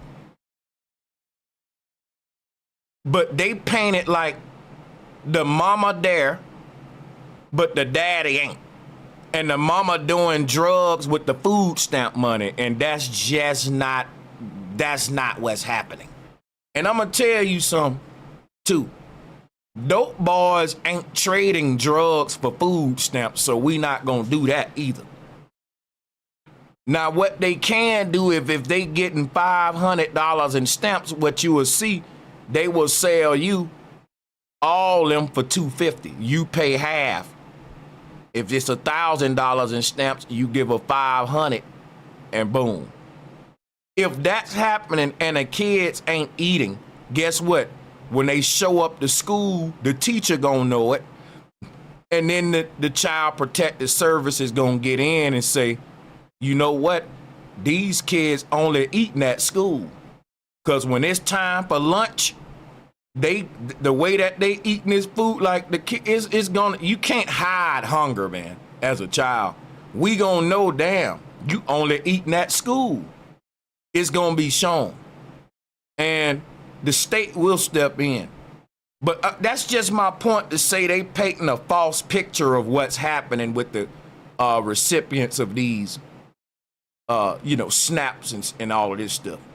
And no, I don't receive none of this stuff. My household don't qualify for that shit. We make too much. I wish I did, though. I ain't ashamed of it, nigga. I remember when I was working 2 jobs, I was getting food stamps, and I didn't need it, but I was greedy. I said, look, the rich people in power greedy. They ain't turning down no freebies. Why my broke ass ain't I'm gonna practice what they practicing. You got rich people that ain't gonna turn down no government bailouts, no government free shit. But you saying that poor people will be richer if we stop giving them free shit. Make that make sense.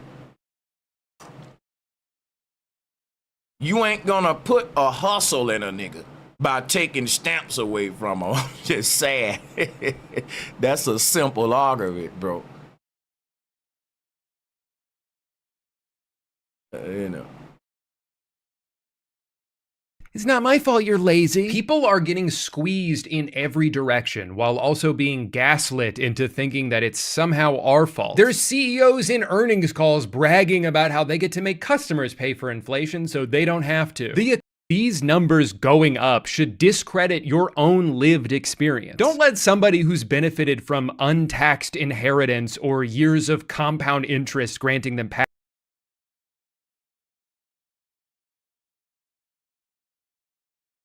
passive income tell you that your problem is you're just not working.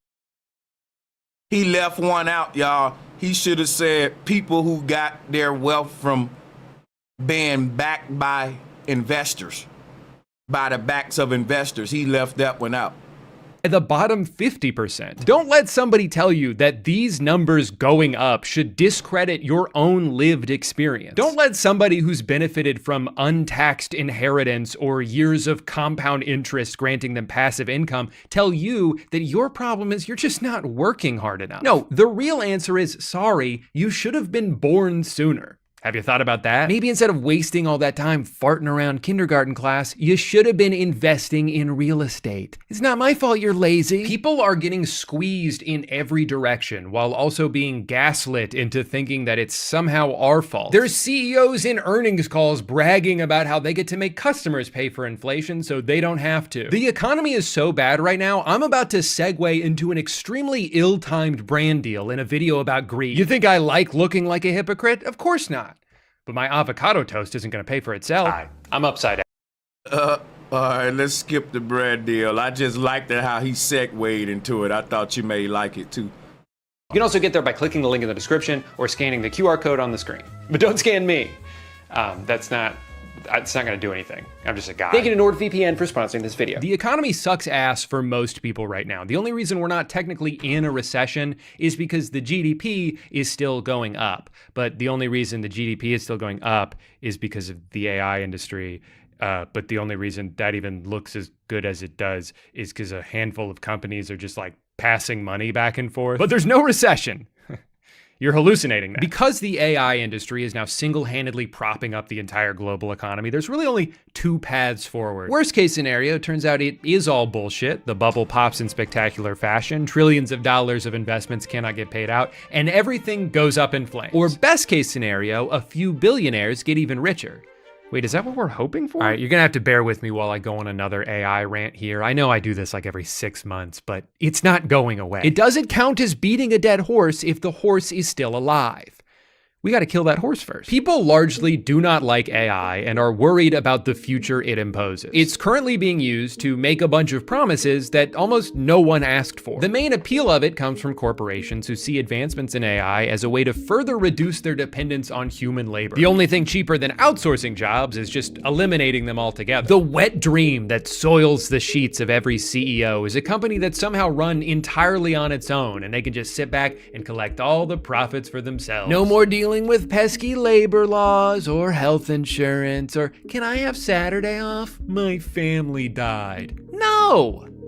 Shut up. That's the eventual goal and why they're all pouring billions of dollars into NVIDIA chips and data centers and cool shirts for Mark Zuckerberg. And in the meantime, we're stuck with ChatGPT, a humanized Google search designed to affirm whatever belief you share with it, even if it's incredibly dangerous, or generative video apps that are already being used to trick people into thinking something happened that didn't actually happen. Awesome technology. I'm so glad this exists. And I think the best thing we can do to fight back against AI is to simply not engage with it. The problem is, even if you don't use these tools, if you live in certain parts of the country, you might be paying for them. There's been a lot of really good investigative journalism done on all these new data centers that are popping up around the country, who's funding them and who's getting screwed over in the process. For example, some residents in New Jersey who noticed that their power bill kept going up, even though they were actually using less electricity than usual. Well, it turns out it's due to an overall supply cost. Basically, when the total amount of electricity usage in an area goes up, up, power companies tend to pass those higher costs onto their customers. And for the past several years, electricity usage has been skyrocketing, with over half of that increase coming solely from data centers. Your utility bill is going up because Elon Musk wants to pretend to have a girlfriend. You see,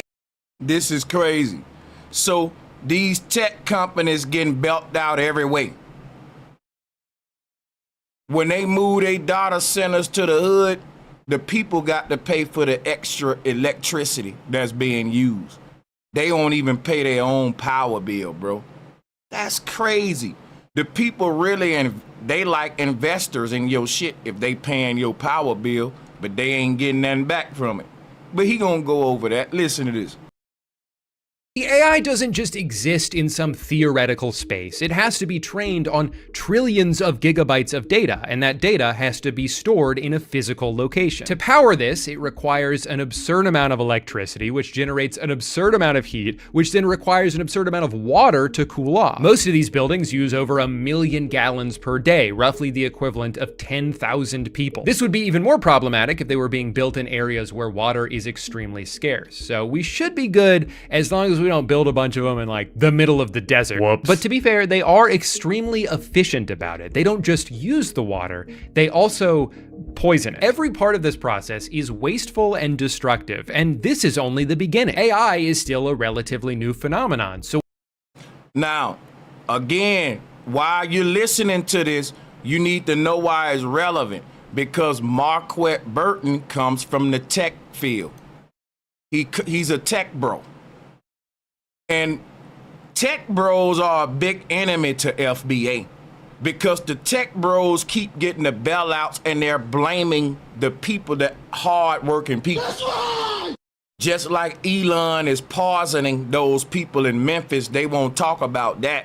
Not only are the people electric bill going up, the water bill going up, because the tech companies making them pay the extra price for these data centers. But the people getting health problems, that's another expense. The water being poisoned in that area, not where the rich people live at. So, again, this brother thinks just like a tech bro. That's right. Which is to have no accountability. If they ask Elon, why is the black people in Memphis getting sick? And why are they claiming that their electric bills going up and all that? He gonna find a way to blame them, not himself. He gonna say, well, we know black people don't exercise a lot. They eat a lot of bad foods and stuff. Guess who say that a lot? Marquette Burton. It's like the tech bros all have the same arguing points.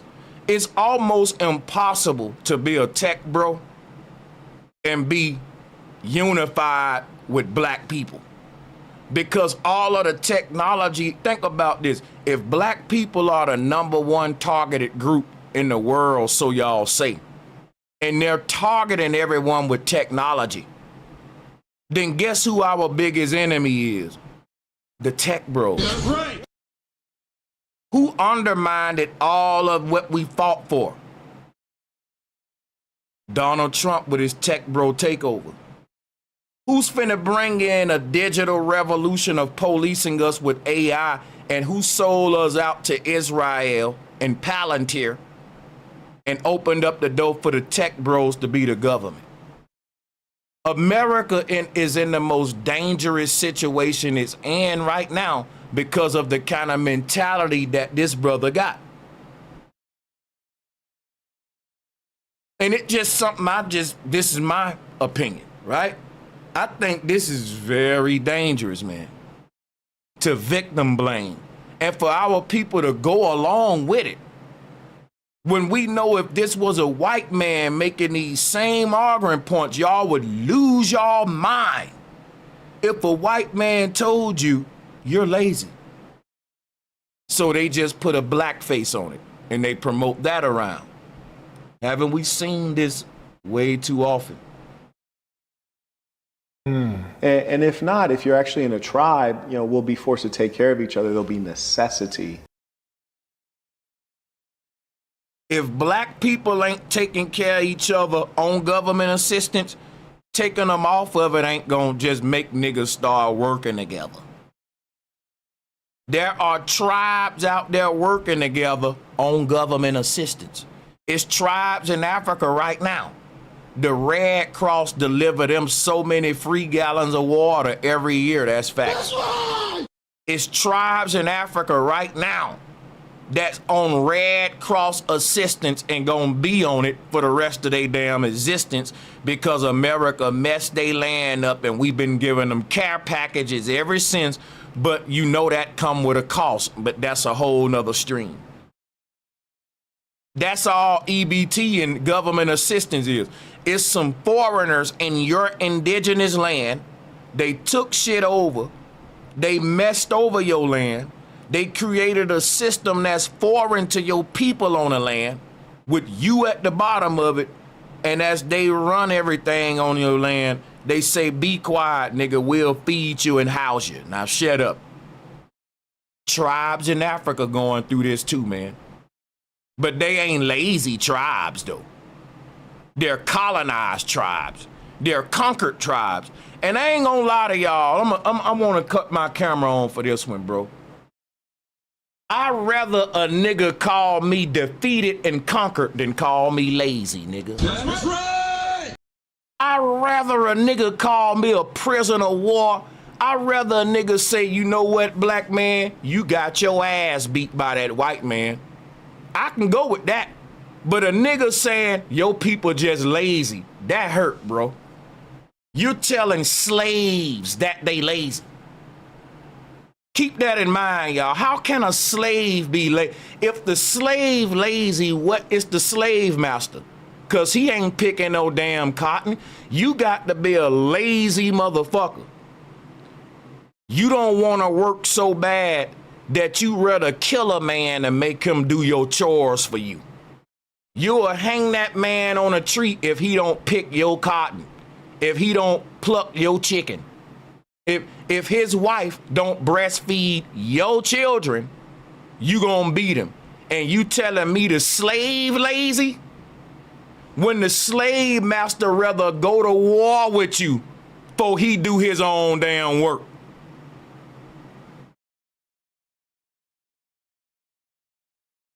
So I'd rather you say, look, man, the black man got his ass handed to him in combat. You failed, black man. You lost the war. I can go with that. But telling my people they lazy, that's so fucked up, bro. That's right. That's so fucked up. Not the people that built the country. They lazy. That's so anti-FBA. FBA, we gotta look out. And it's a lot of people saying they FBA, but you gotta listen to what they saying. So we're only just starting to see the effects of this. But the Department of Energy projects that the percentage of electricity used by data centers could nearly triple in just the next 3 years. And who gets to pay for it? We do. It's hard for me to accurately express how infuriating this is. The giant buildings that power this stupid fucking technology are being subsidized by people who just happen to live near them. Oh, but hold on, because they're technically contributing to the operating costs. So does that mean that they get to share in the eventual profits? No, of course not. They're more like involuntary investors. Do y'all hear this shit? These are the people that's on EBT. They bills going up, the cost of food going up, but what they making at the job ain't going up, so they gotta get EBT. It ain't that they ain't working. You got to work 2 jobs in America to get by, and you gotta get government assistance because of inflation. But it's a dangerous time to be a everyday working class American because the rich are detached from what's happening, which is why I played this video so he can tell you it's 2 different economies right now, man. And he's right. It's 2 different economies. If you already, like if you're Willie D, if you're Marquette Burton, salutes, y'all are successful black men. You got to realize, man, a nigga is happy for y'all. And niggas ain't hating on y'all. Niggas just want y'all to quit getting rich and then looking back shitting on your people. It's such a smack in the face to go out there and say, take them niggas off government assistance and they'll go work. What? Niggas is working 2 jobs on food stamps. That's right. What you talking about? Doing it for free, or really worse than free, because a lot of them are being kept awake at night by the deafening hum endlessly emitting from the factory shoved into the backyard of their homes that have now surely plummeted in value as a result. But hey, at least they're doing all of this to make a product that hopes to replace 80% of humanity. Somebody just dropped a bomb. Lashawari, I don't know how you pronounce your name, but if you telling the truth, that's freaking crazy, bro. Bro said, tell me why the folks that give out the EBT get the EBT. Oh my God. You gotta be playing with me, bro. But it makes sense though. If military soldiers and police officers is on EBT, then you know that the government workers at the EBT agency is on EBT. And that's fucking funny, but it ain't funny. That's so funny, but it ain't funny though. It's sad though. It's like you laugh and then you kind of feel bad. At night by the deafening hum endlessly emitting from the factory shoved into the backyard of their homes that have now surely plummeted in value as a result. But hey, at least accurately express how infuriating this is. The giant buildings that power this stupid fucking technology are being subsidized by people who just happen to live near them. Oh, but hold on, because they're technically contributing to the operating costs. So does that mean that they get to share in the eventual profits? No, of course not. They're more like involuntary investors, doing it for free, or really worse than free, because a lot of them are being kept awake at night by the deafening hum endlessly emitting from the factory shoved into the backyard of their homes that have now surely plummeted in value as a result. But hey, at least they're doing all of this to make a product that hopes to replace 80% of humanity. It's not enough that these people already own everything they could ever want. They could so easily afford to pay for these things without even noticing that that money is gone. But why would they do that when they could simply have poor people pay for it instead? Because nothing will ever be enough for them. You know, when a rich person makes some shady deal to screw over the working class, people will joke that they just need that money to buy their 4th yacht. And like, I don't even think it's that. They could buy 1,000 yachts and still not run out of money. They don't want to spend their wealth. They just want it to get bigger. It's the same obsession with seeing number go up that keeps me addicted to old school RuneScape, except the only life that's ruining is my own. What they have is a disease. They have been scourged with the blight of insatiable greed, cursed to an endless pursuit of wealth that will never bring them true happiness. This motherfucker right here gonna get taken down if he keep this up. This Drew Gooden, listen, man. Hey.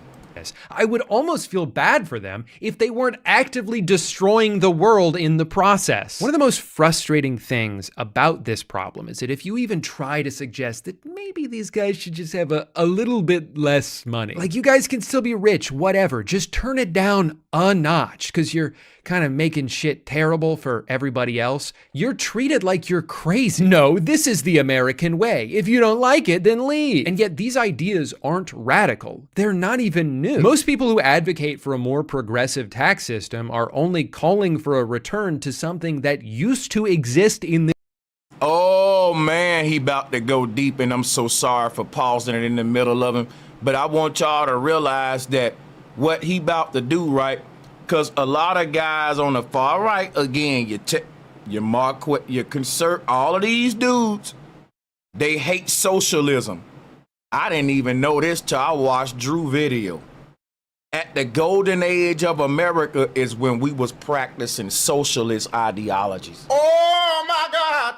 You know how many people call me a socialist and I didn't have a rebuttal for them? I had a rebuttal for them. I've always debated how capitalism is stupid and that it need to be more like socialism. I think that's the right word for communal and reciprocity and equality, right? But people will make the argument for capitalism and tell you that's beta stuff. They try to belittle you. That's how you know you making sense if they can't give you a legit response. But this man's spot on. I'm gonna quit talking. I'll let him finish. We'll unpack everything at the end in detail.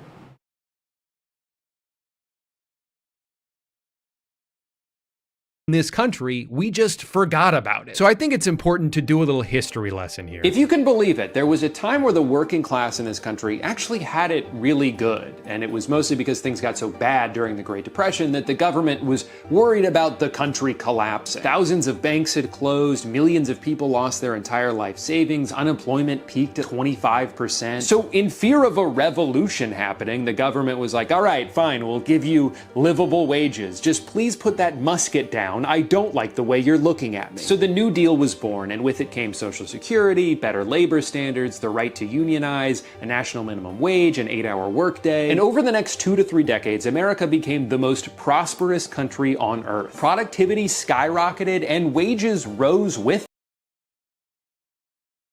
Citizen Man said, it's communalism that I'm talking about, which is different than socialism. Yeah, some felt off about me saying socialism. It's yeah, you're right, because it's community. Facts, right, community. Appreciate that. Citizen Man, I ain't got no beef with you, bro. I'm just letting you know, man. I know you don't like my stances and stuff, but bro, it ain't personal, and you know, that's just how I feel. Let me get through this, though. This brother got a lot of stuff. We're gonna drop the link for everybody. Them. Extra profits weren't just redistributed to employees, but their employers were proud to. This brother about to show the golden age of America, and I didn't know this. He about to teach something you never gonna hear from black conservatives. And I got to keep it real. Salutes to my nigga Citizen Man. I never learned this from no black conservative. That when America was doing its best, we weren't even practicing capitalism. And Trump is the most capitalistic president of all time. Which means we moving backwards, and it's showing. But let's go ahead. You livable wages. Just please put that musket down. I don't like the way you're looking at me. So the New Deal was born, and with it came Social Security, better labor standards, the right to unionize, a national minimum wage, an 8-hour workday. And over the next 2 to 3 decades, America became the most prosperous country on earth. Productivity skyrocketed and wages rose with them. Extra profits weren't just redistributed to employees, but their employers were proud to do it. They would brag about how lucrative it was to work for them. Look, 37% of profits went to our employees last year because this is a team effort, and when we win, they win. In 1943, Johnson & Johnson puts out this mission statement that's like, here's our list of priorities in order. Customers number 1, we gotta make good products. Employees number 2, everyone who works here needs to feel valued and respected. Our community number 3, we all wanna live in a better world, and as a company of our size, we feel like it's our responsibility to contribute to that however we can. And finally, all the way at the bottom, our shareholders can just have whatever's left. Of course, we need to make a profit to survive and grow, but that should just come naturally as a byproduct of focusing on these 3 tenets. Compared to modern corporate standards, this is all such a foreign concept that it almost sounds like it's coming from a fictional universe. But this actually happened. This was just America 70 years ago. Now, during this time, what do you think the tax rate was on the wealthiest Americans? For reference, in 2025, the highest income tax bracket is supposed to be around 24%, but because of how many ways there are to circumvent the rules, it often ends up being as little as 3%. For someone like Elon Musk, who doesn't take a salary from Tesla and instead just owns a large percentage of its stock, as long as he doesn't sell any of that stock, then technically there's no income to tax him on. Now, he can still leverage the value of those stocks to make purchases, you know, like how money works, but it's still not taxable because of the rules. This is how people like him and Jeff Bezos can be, in terms of net worth, two of the richest people on the planet, and in some years pay $0 in taxes. In the middle of the 20th century, the tax rate on the ultra wealthy was not 3% or 20% or even 50%. It was between 70 and 94%. It honestly sounds crazy, but even a lot of the people being taxed understood that it was necessary for society to continue to exist. And having a strong middle class was a crucial investment into the future of the country. But I don't know, man, I just think it's kind of interesting that during what's referred to as the golden age of capitalism, the government did a bunch of socialism. So the government was giving more to the people when America was doing the best, not taken away from them. And that is proven in the history of this country. And that right there is another nail in the coffin for the argument that Mr. Burton is presenting. That's right. This is historical data you can't refute. The period of time that birthed the idea of the American dream, the government was taxing the absolute shit out of the richest Americans and using that money to provide jobs and welfare programs for everybody else. A single income household working a regular ass job could afford to start a family, buy a house, send their kids to college, and retire at a reasonable age. No wonder people who grew up then gush about capitalism the way they do, because for them, it was great. But at this point, it is disingenuous to use that time period as the example for why capitalism works, because that version of it stopped existing a long time ago. And in fact, that version of capitalism can't even be technically defined as capitalism. That's right. Because a government that's, here's the trick about capitalism, right? Here's the thing, and let me give a shout out to Gooden. They got money for war but can't feed the poor. That's right! That's right. See, the crazy thing about capitalism is the government's supposed to be a neutral party. In the capitalistic system, all of the citizens get up every day and compete with each other. And the best man win, the hardest working man's supposed to win. Here is when the game get fucked up though.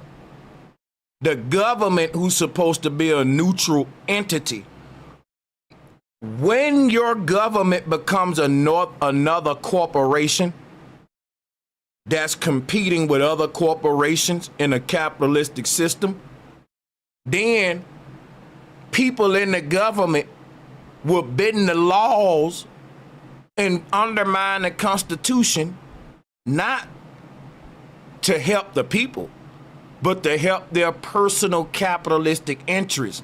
But they're part of an entity that's supposed to be neutral. But the reason our government can't be neutral and the reason our government will enrich itself is our government is participating in the capitalistic system with us. It's not just a neutral governing authority over the system. It's a player on the board. And I don't know, people, once you start playing a referee, you ain't gonna win. I don't care how good your team is. If your team got to play the referees and they still get to make all the penalty calls, you gonna get a lot of flags thrown on you, my man. The people that play for the refs, they gonna get bailed out. They gonna do some stuff that should get them a penalty, but the ref ain't gonna call it. The ref ain't gonna call it. And that's the fucked up thing about letting the referees compete. That's right. They supposed to be a neutral governor. But if the referee somehow gets in the game and becomes a corporate entity or a team on the field, we all in trouble, y'all. And that happened a long time ago in this country. Capitalism works because that version of it stopped existing a long time ago. The generation of people who started as beneficiaries of a more equitable system changed the rules once the roles were reversed, and you know how they can change the rules? Go back to my referee example. They ain't supposed to been planned in the first place. You can't govern the game and play it too. That's the flaw with the capitalistic system. That's right. That's why nepotism is so damn prevalent in this country. It's so prevalent that we say as Americans, it ain't what you know, it's who you know. Well, if that's true, then that undermines the system of capitalism, you dummy. That's right. In the capitalistic system, it's supposed to be what you know. And not only what you know and how smart you are, but how hard you working too. That's fairness. That's how capitalism is played. But it's not capitalism when we say, man, it's who you know. How that's capitalism? That's nepotism. That's a dynastic royal, that's a fucking cult-like system of Freemason fraternal order. Which means you gotta kiss the right rings to get to the top of it. I know how it works. I know how these kind of hierarchical systems work. I was in the military. It ain't necessarily that the hardest working man gonna get the rank. It ain't necessarily that the smartest man gonna get the rank. Because within the military, you got Kappas, Alphas, Omegas, Freemasons, and all that. And just because I did 5 more push-ups than you, don't mean I'm going to get that rank if you are a Kappa and that sergeant is a Kappa. Man, them politics work in the military too, which shows you America is a big lie. People think, yo, you just work hard and do the right thing and you can make it to the top. You silly as hell. Stopped existing a long time ago. The generation of people who started as beneficiaries of a more equitable system changed the rules once the roles were reversed and they had the power. So what the hell happened? Everything was going great. What changed? Well, there were a lot of things, obviously, but one of the first big dominoes was the US's involvement in the Vietnam War, which was what we call capitalism today is actually corporatism, masked as capitalism. Well, if corporate people's agenda is to capitalize by any means necessary, that's the definition of greed. So it seemed like there are synonyms from this standpoint, but which I'll open up the call line. Salutes everyone in the chat. It was expensive and deadly, but to be fair, also accomplished nothing. And this had long-term ramifications. America had been diverting so much money away from manufacturing and towards defense that it opened the door for other growing industrialized countries to surpass them. More and more products were becoming cheaper to import than they were to produce. This led to factories getting shut down, unemployment starting to creep back up. A recession hits, and we're now facing a pivotal fork in the road in the late 70s. Either we could go back to what worked in the past, prioritize the working class, reinvest into our own infrastructure, try to help lift people out of poverty they've fallen into through no fault of their own. Or we say, fuck the government. We don't owe you shit. We're stupid, isn't that right? I don't even know my own name. Exactly. The deal is you pay taxes and we don't do anything. And you like that, right? They like that? Sounds good to me. The prevailing philosophy throughout the 80s became trickle-down economics. The logic being, oh man, these rich people are really handcuffed. I bet if we lowered the corporate tax rate from 70 all the way to eventually 28%, then companies will use all that extra money to pay their employees more. Stupid. So they started using reverse psychology. They saw what worked. And why would you fit something that ain't broken? We saw what worked. And they didn't want to do what worked. You feel me? And they use reverse psychology. And they said, you know what, if we give more to the rich, they will in turn trickle that down to the poor, when we already saw if you get the money directly to the damn people, what will happen to the hard-working man. Let's go. He gonna go into it. I mean, if there's one thing we know about rich people, is that they're always looking out for the little guy. Now, for some reason, this hasn't rate from 70 all the way to eventually philosophy throughout the 80s became trickle-down economics. The logic being, oh man, these rich people are really handcuffed. I bet If we lower the corporate tax rate from 70 all the way to eventually 28%, then companies will use all that extra money to pay their employees more. I mean, if there's one thing we know about rich people, is that they're always looking out for the little guy.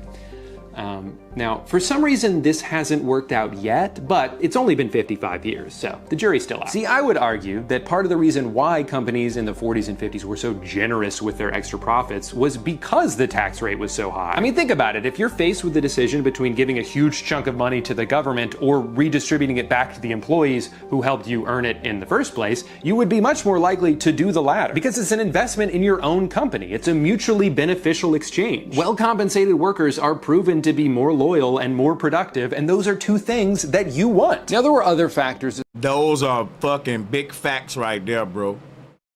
That's big facts. If people know they getting regular raises and it ain't no damn quarter or a nickel, you giving them $3, $4, $5, hell yeah, they gonna retire with you. They ain't calling off work. Oh, they finna do their thing. You know what I'm saying? I'm just saying, like, I know that loyal workers, you gonna have loyal workers if you pay them right. It's just facts.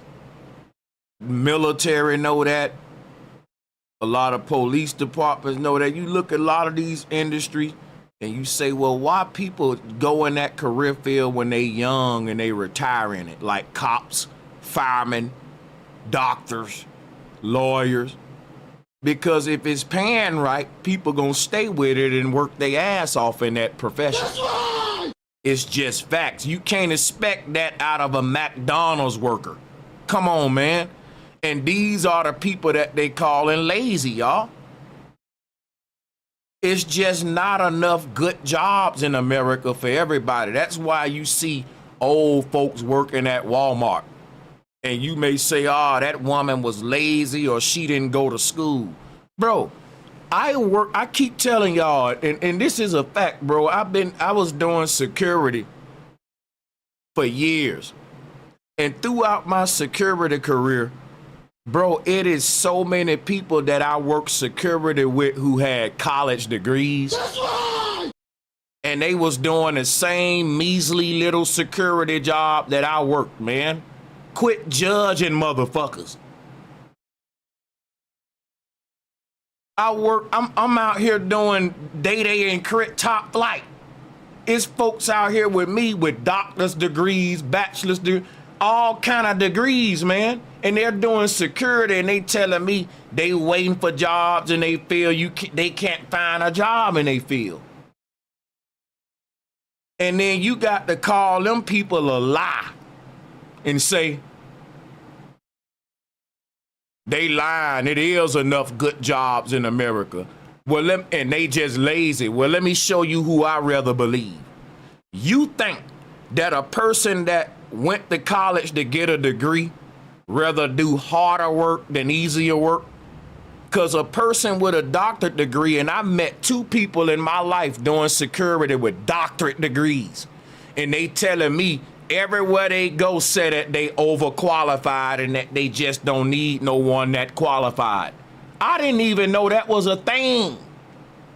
I didn't even know that was a thing until I started meeting these folks, man. And what's crazy about it, you will say they lazy, but if they going to work every day doing a security job, why wouldn't they go to work every day doing the job they degree in? It's just a dumb argument. It ain't that they ain't working. They working on, and a lot of people with these big ass degrees, it's a disappointment because they got to pay all that money back and they still end up in a career field that ain't what they thought they was gonna be in. Because the college is just a corporate business too. It's there to profit and make money, not necessarily create better Americans to make America great again and put them, because if everything going with AI anyway, like think about this, right? One of my favorite producers, his name Bricks, right? I watched his video the other day and he said He don't even use lawyers like that no more. He was breaking down his whole contract. He's a professional producer. In his new contract with Gucci Mane, he's using ChatGPT for his damn lawyer. Oh my God! This man a professional. Drake's producer, big name. When music producers start telling you ChatGPT is their lawyer and I'm saving money, you kind of looking stupid going to school for certain degrees, and it's just getting crazy, and it's just crazy. The people who got certain degrees, man, y'all talking back, everybody that's on these benefits it's like a lot of working people with degrees, but again, if you from a tech career field, a lot of the tech bros, they just so happen to look up, get their degree in the tech field. If they went to prestigious institutions, rub shoulders with the right people, then they can have backers back them. Backers ain't gonna back you just because you the smartest and you work the hardest. They're gonna back you because you support the political ideologies that they support. That's right. Which is why you will see a lot of people that get backing, they talk like the people over there. Pay attention. As well, loosening a lot of anti-monopoly regulations, the legalization of stock buybacks, but this dramatically lower tax rate is a big reason why the 80s serves as the dividing line on just about every economic graph you could look at. This was the beginning of a long and continuous transfer of wealth from the working class to the top 1%. And while it would be very easy to just blame all of this on then President Reagan, that would only be mostly true. Sure, this new approach opened the door for more exploitation and greed, but you still needed a few scumbags willing to go through that door for the evolution to be complete. And nobody sprinted through it faster than one man. The real-life cartoon villain who designed the blueprint that most modern CEOs are still following to this day. His name was Jack Welch, and he's often referred to as the man who broke capitalism. During his tenure as CEO of General Electric, he turned the once quintessential American company that reshaped people's lives and supplied hundreds of thousands of high-paying jobs all across the country into a worthless carcass and a joke of a corporation, all while he became one of the richest people on the planet. In the century before Jack Welch took the reins, GE invented things like X-ray machines, jet engines, TVs, radios, and just about any kitchen appliance you can think of. In the 1980s, Jack invented laying people off. That was his big idea. What if we just fire a bunch of people? And then we don't have to spend as much money. It seems so simple and obviously very commonplace today, but before Jack, companies were not doing this. It was almost seen as un-American to fire somebody unless you absolutely had to. But Jack didn't think like everybody else. He was a pioneer. He bravely instituted the rank and yank system, where every year the bottom 10% of employees would get laid off no matter what. Not because they all deserved to be fired, but just because they fell on the wrong side of a spreadsheet. What's that? You were 3 years away from retirement and now you no longer qualify for pension? Okay, then die. And to be clear, the layoffs were also not because the company wasn't profitable. It very much was, but it just wasn't profitable enough. See, when you And let me show you another way how these layoffs affect our quality of life. Not only do you gotta work longer hours to make the ends meet, when you take that money and you go do your grocery shopping and you go out and about, guess what? The lines are longer because of the layoffs.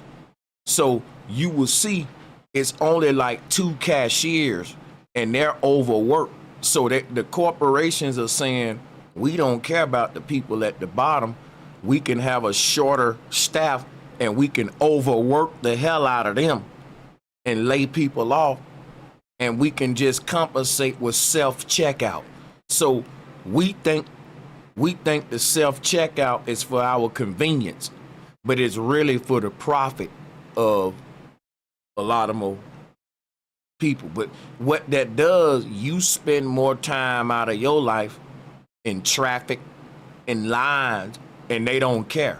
So if time is money, not only do you got to spend more time working and then inflation shit is getting higher, but they also taking more of your time by making the quality of services in America go down because they don't care about that anymore either.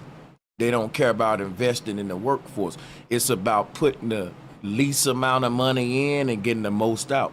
But he gonna go more into this as well. Routinely shut down entire facilities, you uproot thousands of lives, you create a toxic and selfish work environment where loyalty is replaced with fear, and if you're a company with the size and influence that GE had at the time, you can almost single-handedly destroy any semblance of a middle class across all of America. But this number gets a little bit bigger. So it's kind of a fair trade. GE was at the forefront of this countrywide philosophical transition from an economy that cared about making things and rewarding the labor it took to do so, to an economy that only cared about shareholder value and would prioritize anything it could to make that number go up. But the thing about the stock market is it's mostly just about perception. As long as something seems to be growing in value, then people will be more likely to invest in it, which will in turn cause it to be more valuable, even if it shouldn't be. A lot of what Jack did during his time as CEO did not make the company better, but it did make it bigger. And in the eyes of Wall Street, that was all that mattered. I mean, come on, a business that relies on something boring like selling products can only grow so much. But a company that's constantly acquiring other companies simply has no ceiling. I mean, they could be worth infinity dollars when you think about it. So that's what they did. Over the next few decades, GE bought and sold hundreds of companies, and Jack was lauded for his brilliance because from the outside, everything seemed to be working. I mean, sure, they were becoming a bloated, nonsensical hodgepodge of unrelated businesses, eroding the company's infrastructure and prioritizing constant quarterly gains over any long-term sustainability, but no one gives a shit because the stock price has never been high. They've stumbled upon an infinite money glitch. They're just alchemizing value out of thin air. It gets to a point where the company founded by Thomas Edison doesn't even make their own light bulbs anymore. It's cheaper to get them somewhere else. Who cares? All they care about now is their ballooning financial division. They're issuing high-interest loans. They become a massive holder of subprime mortgages, a famously good investment to make in the early 2000s. Literally whatever it took to juice the numbers, that's what they would do. After about 30 years of short-term decisions that received instant gratification from shareholders but were gradually making things worse for the company and its dwindling number of employees,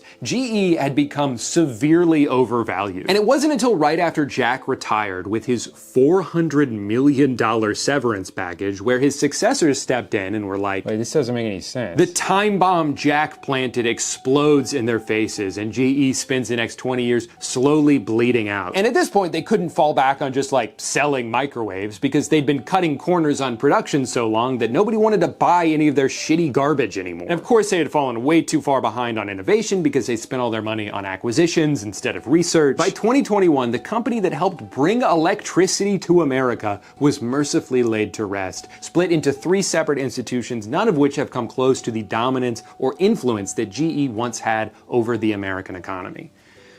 But here's the thing. You know who isn't affected at all by the cataclysmic downfall of General Electric? Jack Welch. Because he's dead now. He already got to live his entire life of luxury and adoration without ever having to deal with the fallout caused by his actions. He took control of a building with a rock-solid foundation and just kept scrapping it for parts until the only thing left for it to do was collapse under its own weight. But by that point, he was long gone. I believe that That's the fate of America. is the goal of those who now follow in his footsteps. They don't need to care about whether or not what they're doing is harmful or unsustainable. As long as the facade can be maintained long enough for them to reap the rewards, it doesn't matter that the ship is sinking behind them because they have a lifeboat. It doesn't matter that America spent the past 60 years exporting all its jobs and decimating the economies of small towns all across the country because a few hundred people responsible for those things already got to live long, happy lives. They don't give a shit. This cutthroat corporate culture that Jack pioneered is still seen all around us today, and through the magic of time, it's only getting worse. CEOs make $1,000 every second, while their employees have to piss in water bottles so they don't fall behind. Routine layoffs, regardless of if a company is even struggling, are so normalized that it's just something we've come to expect. The stock market rules the world. Every major decision is dictated by this inherently volatile and short-sighted metric, and look at where that's gotten us. Millions without jobs, an enshittification epidemic, and a concentration of wealth that should be seen as a threat to humanity. Even while owning everything, billionaires live in fear of losing it, so they weasel their way into politics, they influence elections, they buy policy changes, they use their wealth to reshape the world to benefit them even further. They try to control narratives by buying up news outlets, they can dictate what's on our social media feeds, they spend an enormous amount of resources on pitting us all against each other, so we're too distracted to see that the real problem is them. Should the human race survive? Everything kind of sucks right now, and as a result, most people are justifiably pretty angry. But for media outlets and politicians, that anger is their single most powerful tool because they can tell you where to direct it. And they don't even really care who it is, so long as it's not them. That's why it changes all the time. Sometimes it's trans people, sometimes it's immigrants. Most recently, it's been poor people. There's been The deep thing about what he's saying about how the controllers are manipulating us to be divisive and to channel our anger in the wrong directions at this time. I watched a debate between Marquette and me son, and those main things is what they were attacking on a I guess you know, because those the main in politics. The liberals are looked at as the more of the, I guess that I just thought about it. Okay, that's why it's called liberal. Okay, because I guess they're saying you can do what you want to do type shit long as you don't hurt nobody. And that's kind of like what me son was saying about the gays. And the far right be like, no, we should chop their nuts off. We should hunt every gay person down. We should. And that's going to make everyone better and make the household better and put money in everybody's pocket. But yeah, him and me son was debating about EBT, but it was the gayest EBT debate I ever saw because it was barely about EBT as much as it was Marquette trying to insinuate that somehow me son is gay because he choose not to dick police different people's sexual preferences. But I was interested in that EBT debate, which is why when I saw Drew Gooden's video, I couldn't even formulate my own arguments because I was tainted with his, and they was so good that I said, I might as well just react to it. So let's keep reacting to it. this whole war going on over food stamps because when the government shut down, 42 million Americans lost access to SNAP benefits. Now that's an objective piece of information, an inarguable statistic, but depending on how it's presented to you, it may lead you to draw a drastically different conclusion than somebody else. For some, it might put into perspective how dire the situation has gotten. Like surely there's Because I ain't gonna lie, what I do see on the far right, these dudes be mad and angry. And they're directing it at broke poor people saying you're lazy. They directed it at the rainbow community, single mothers, and even kids. They saying that the kids, can use more as, the charged and white rhetoric. But it's just a lot of concepts of we gonna direct the energy everywhere but the tech bros, the corporations, and the system. So it don't matter where it is. Let's direct the energy to the Democrats. Let's direct the energy. No, it must be the far right. No, it must be the Trump. That's the issue. And Trump just a puppet, just like Biden. And they want us to direct the energy to the puppets and to each other. Because I don't give a fuck what your religion is, your sexual preference, your skin color, none of that shit right now. if everyone knew what was going on, they would all be mad at less than 1% of the American population. That's right. This 1% that I'm talking about is what Elon Musk, Jeff Bezos, these are the tech bros in America that's connected to the World Economic Forums, the other rich people in other countries. And when you talk about all of the countries at the United Nations are sitting at the table controlling the world, it ain't those countries. It's the richest families in those countries. And the person at the UN table is just their puppet, their spokesperson for that land. So the whole thing I'm pointing out is that everyone got a small elite of families running their nation.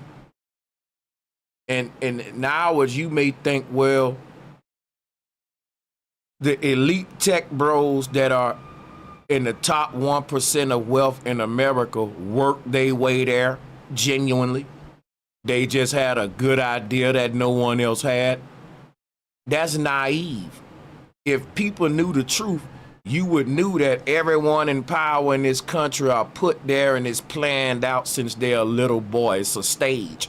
It's scripted out. All of the technology that they putting out is old patented technology that they didn't even make. On everything, you could look up patents in the 40s for all of the technology we got today. I got streams about this stuff. I'm gonna do another one.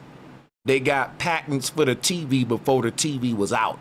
They got patents for computers and telephones before the shit was even the thing. The patents exist.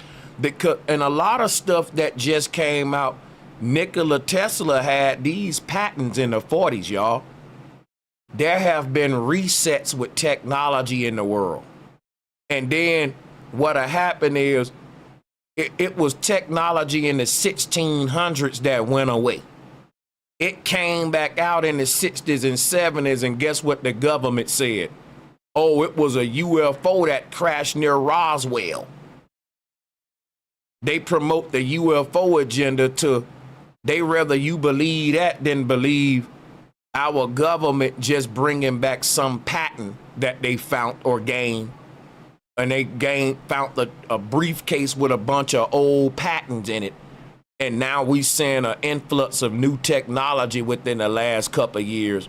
And they cover that up with a psyop and a conspiracy. Teflon, aluminum foil. People in the 60s thought that was alien technology, and this was stuff that Nikola Tesla and others was talking about. The different technology that came out, in that time. It was already spoken of and thought of. Ain't no idea new under the sun. But they will suppress an idea until they're able to reverse engineer and monopolize it. That don't mean it just came on the earth when it came out. There have been silent wars fought over patents and all that. And the government make you think they fighting about something else. And it's covert advanced technology that if they don't get it and someone else get it, it can be a problem for us.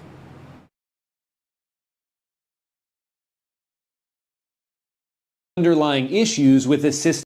42 million Americans lost access to SNAP benefits. Now that's an objective piece of information, an inarguable statistic, but depending on how it's presented to you, it may lead you to draw a drastically different conclusion than somebody else. For some, it might put into perspective how dire the situation has gotten. Like surely there's underlying issues with a system that's allowed 12% of its population to be unable to afford food. Alternatively, you might hear that and think, wait a minute, my tax dollars are paying for these greedy freeloaders? I'm busting my ass over here to barely make ends meet, and these leeches are using my money to buy cookies? That's not fair. And all it takes is highlighting a story or two of someone taking advantage of the system to make you think there's this rampant issue, that you're expected to feed all of these people with money you barely have enough of to feed yourself. This narrative has been used since the 70s because it's very effective. You work hard, they're lazy, this program is bad.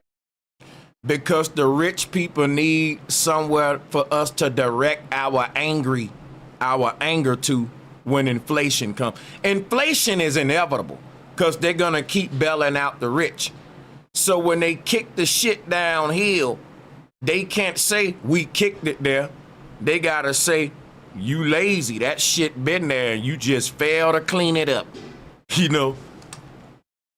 Bad. It's easier than ever now to push this narrative because you can just AI generate a video of a fat lady screaming in Walmart and get everyone pissed off. But in order to properly analyze this, let's take a look at the data. First of all, SNAP only makes up about 1.5% of the overall federal budget. Less than 1/8 of what we spend on defense and 1/8 of what we spend just on interest on the debt that we owe. By my math, cutting this program would only save the average taxpayer a couple $100s a year. And of course, that's assuming that if they were to cut it, they would send you a refund in the mail. No, I'm pretty sure they would still take the same amount, but instead of reinvesting it into the economy, which is what SNAP ultimately does, they would just buy some more missiles or send a pile of cash to Argentina. Second of all, by definition, the majority of SNAP recipients fall under the umbrella of elderly, disabled, veterans, full-time caretakers, or just temporarily unemployed. Remember, not everybody who isn't working does so because they don't want to. It is very hard to find and keep a job right now. The fact that SNAP spending ebbs and flows so closely with the overall state of the economy should be proof that this program is primarily used for temporary relief. Even still, many of the people on SNAP do work, and about 70% of the ones that do work full time. That doesn't. Did y'all hear that? Most people on SNAP do work, and 70% of them work full time. Come on, man. That sound like lazy to y'all? Hold up. Seem like a laziness problem that seems like a wage problem. They need supplemental income to survive. These are just facts, man. And until we start calling out the real problems, it's dangerous, and we fell in the next generation. We giving the system a bailout again for the next generation. They gonna be even further behind than what we are. But again, it's easy to say that if you already rich as hell, which make it so satanic. If you already in the tax bracket these brothers in, you don't care if you right or not. You don't care if the shit you saying out of your mouth makes sense. Hell, you living good. It sounds fly. It sound like rich nigga talk, right? Ain't no telling, you probably got a bunch of these far right white people in your background, which we know that's often true. And I'm just saying, a lot of these guys, they know the damage they doing, but they don't know how deep it is. They're the mouthpiece, like, even though you got the government bailing out the rich people financially, they will bail them out morally. And they will make you redirect your anger from a system that yields to the small hats, the corporations, at the expense of the working man, which is anti-American, anti-capitalism, anti-constitution. That's right. This country is built on the back of the working man. I'm gonna show you what I mean, because kids don't get this. There was a time in America where the fucking mailman was looked at like a basketball player. Drop a one if you know that. There was a time in America where the milkman was looked at like the damn rapper. There was a time in America where a child looked at the police and said, "Mommy, I want to be a police. I want to be a fireman." The young folks like, really, Sanchez? America used to be like that? Yeah, kids. There was a time in America where the average working man was a rock star, fucking plumber. The only people that are rock stars in America now are rich, and it don't matter what your profession is. It just matters if you got money. You can be a rapper that's talking about sipping syrup. They respect you more than they respect the engineer in America. It's idolatry, and it has failed the system. It's rich nigga talk. It don't make no sense when you apply it in reality because it lacks empathy. It's just a over dose of patriarchy, capitalism. And you know, the thing is this right here, man. It's a kind of a dominance that the people at the top got? That's saying we're gonna secure our dynasties and personal family wealth. We're gonna secure that at the expense of the working man.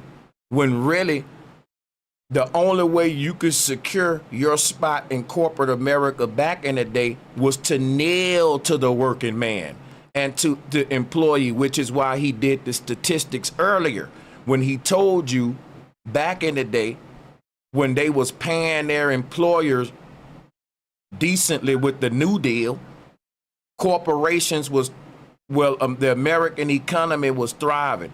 So think about it. When they left the New Deal, started shitting on the working man, people can't get ahead. Minimum wage staying the same, but everything else going up. And you keep giving the rich bailouts, creating inflation, and it's only getting worse and worse to where the wages ain't going up, but every year the cost of living going up. And be in today with the mental programming and manipulation of those in the power. And people don't know their worth. And they don't research enough how we're all getting played. That's why it's such a dangerous time to be in. Everybody just put their head down, clock in, and bow their damn tuck their tails. And these people in power are really going hard at securing, their dominance and their authority over everyone.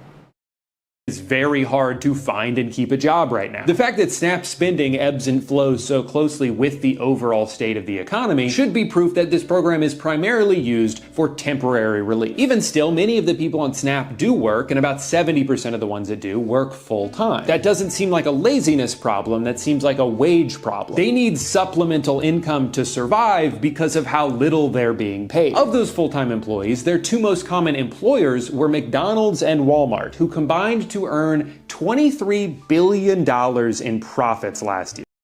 The numbers don't lie.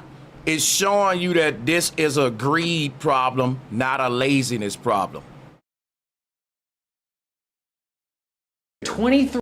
It ain't a work problem, it's a wage problem, and there's no way you can win this argument with the data. Most people working. It's just ain't enough high-paying jobs to go around. So they're working little measly jobs often. Like I told you, there was no reason for me to be doing security and doing it with motherfuckers who got doctorate degrees. Ain't no reason for you to be at a security job with an associate's degree. There's a bottleneck in our workforce, and the numbers support what I'm saying. This ain't no one theorizing. $3 billion, and you're telling me they can't afford to pay their employees enough so that they don't need government assistance? See, what that means is you wouldn't have problem. They need supplemental income to survive because of how little they're being paid. Of those full-time employees, their two most common employers were McDonald's and Walmart, who combined to earn $23 billion in profits last year. $23 billion, and you're telling me they can't afford to pay their employees enough so that they don't need government assistance? See, what that means is you wouldn't have to help pay for these people's food if their employer, a nearly $1 trillion corporation, just paid them a livable wage. You're more upset at the people using the program than the companies who have put them in a position where they even need it in the first place. Also, Walmart double dips here. The majority of food stamps are redeemed at Walmart. So not only do they save money by underpaying their staff, but their revenue then gets subsidized by this program because that's where people tend to use it. Final statistic, about a third of SNAP recipients, over 12 million of them, are children. What's the argument there? Are they not working hard enough? What, you don't want to get a job just because you're 7? Like, come on. For you to make the arguments that Marquette making, you got to ignore all of the data. And then you got to say, well, they lying about that data, but they ain't lying about the data that says the father ain't in the house. I can say, look, man, the black father is in his damn household. A white man lying about that data, why you getting people all worked up about that? See, when these red pillars and far right guys get y'all worked up, they using data to get you worked up. But if I turn around and use the same people that gave them that data to show some other data that contradicts that, that data's wrong. Let's not nobody use data then. And if no one gonna use no data, then guess what? That kills all these arguments. Everyone gotta quit judging everybody and just mind their own business. That's right!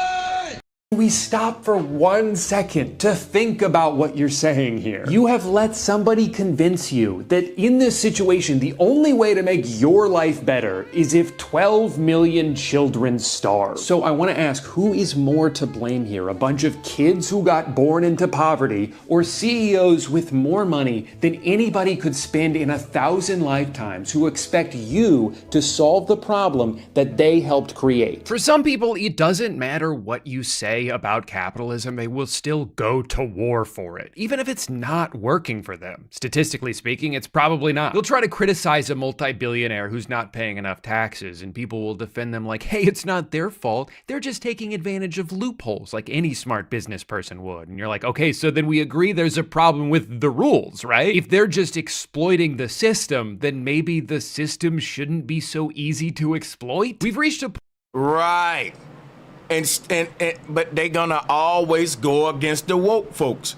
They're gonna attack the people that's criticizing the system while saying, yeah, it's a lot of loopholes in the system that the rich exploit. They try to normalize that.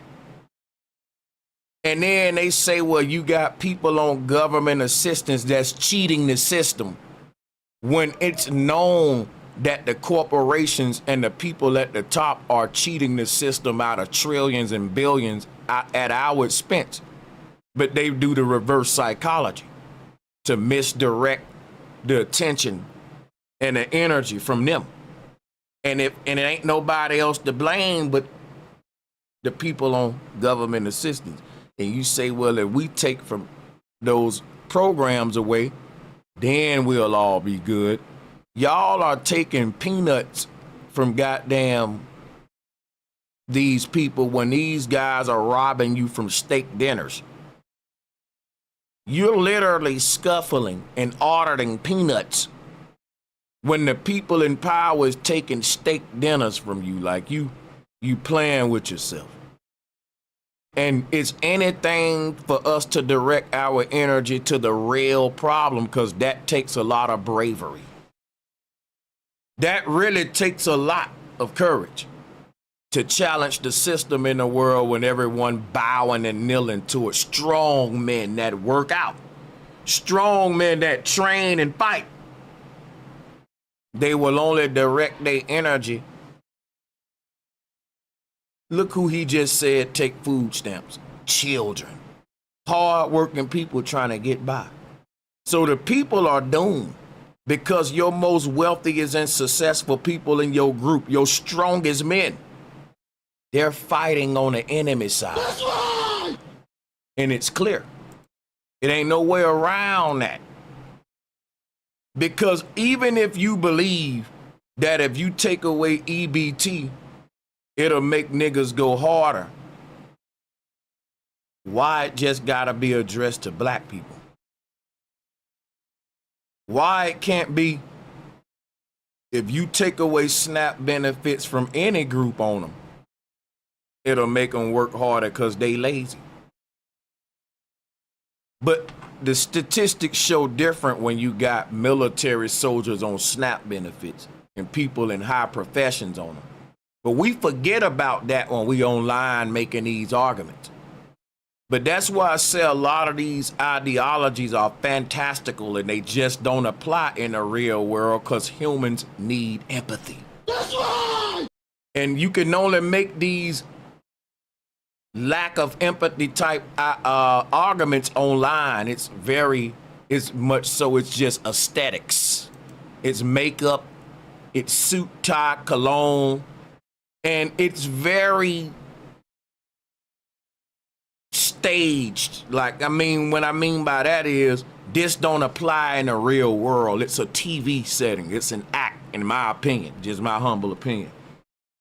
And it ain't about this stuff applying in the real world. It's about it being flashy. It's got to look good. It's got to sell you a lifestyle attached to it in most cases, which is red pill ideology. And they're going to sell you luxury. They're going to sell you something to say, hey, if you buy this from me, it'll help you get closer to making the kind of money I'm making. Versus if we all rise up against the corporations that's bankrupting us and robbing the country blind in real time, our children will be able to inherit way more wealth than what we did. That's right. So we don't need a lot of our most powerful people making excuses for the system while telling us that they was victims of it, like what Marquette did. He said, look, my mom was on crack, my daddy sold it.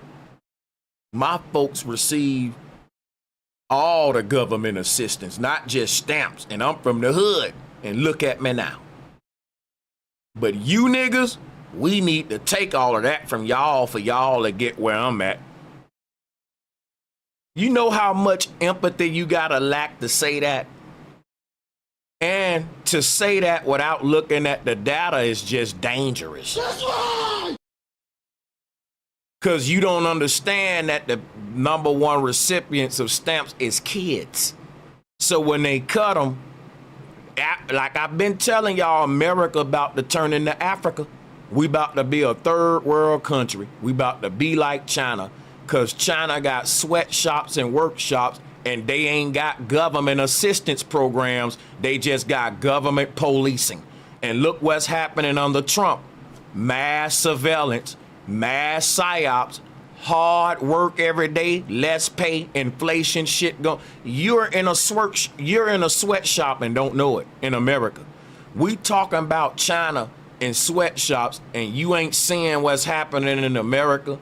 And not only are you entering the sweatshops or been in the sweatshops, because Americans gotta work 2-3 jobs now and have a partner living with them and shit. Especially in LA and New York and shit. That's sweatshop. When you got to spend most of your damn life at a job, you can't be talking about, look at them Chinese people in the sweatshop. Sir, go look in the mirror. You ain't no better.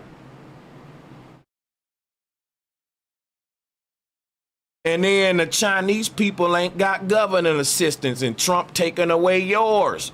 We're becoming China. I told y'all it's make America China, not make America great.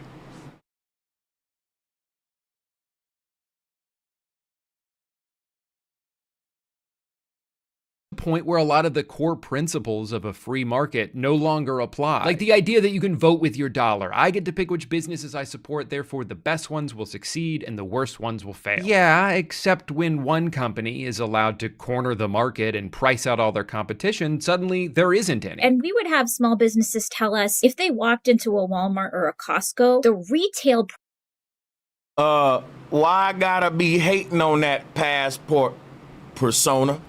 I got that myself. Did it go over your head with the point that I was trying to make? I was talking about corporate America. So I was stereotyping a uniform that's worn in corporate America, even though we all wear it.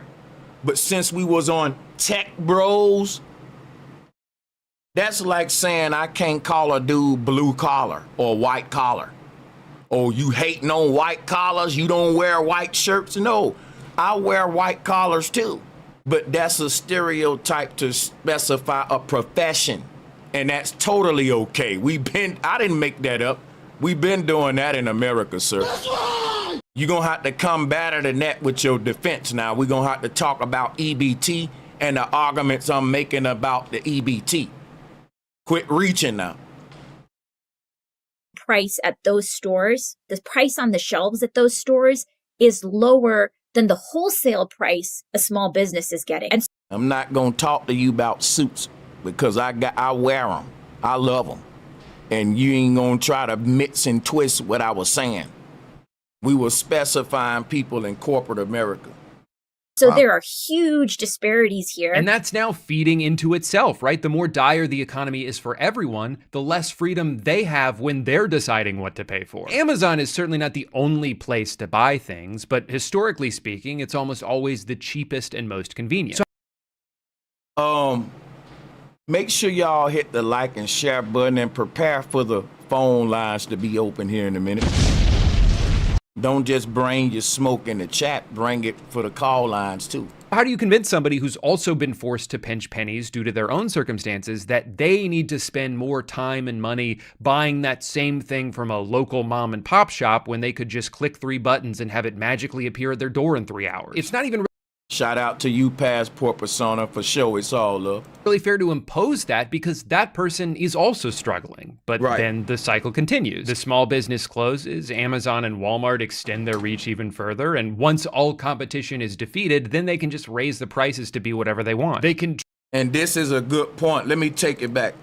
Ones will succeed and the worst ones will fail. Yeah, except when one company is allowed to corner the market and exploit. We've reached a point where a lot of the core principles of a free market no longer apply. Like the idea that you can vote with your dollar. I get to pick which businesses I support, therefore the best ones will succeed and the worst ones will fail. Yeah, except when one company is allowed to corner the market and price out all their competition, suddenly there isn't any. And we would have small businesses tell us if they walked into a Walmart or a Costco, the retail price at those stores, the price on the shelves at those stores is lower than the wholesale price a small business is getting. And so there are huge disparities here. And that's now feeding into itself, right? The more dire the economy is for everyone, the less freedom they have when they're deciding what to pay for. Amazon is certainly not the only place to buy things, but historically speaking, it's almost always the cheapest and most convenient. So how do you convince somebody who's also been forced to pinch pennies due to their own circumstances that they need to spend more time and money buying that same thing from a local mom and pop shop when they could just click 3 buttons and have it magically appear at their door in 3 hours? It's not even really fair to impose that because that person is also struggling. But then the cycle continues. The small business closes, Amazon and Walmart extend their reach even further, and once all competition is defeated, then they can just raise the prices to be whatever they want. They can train an algorithm to charge you the maximum price they think you'll pay at any.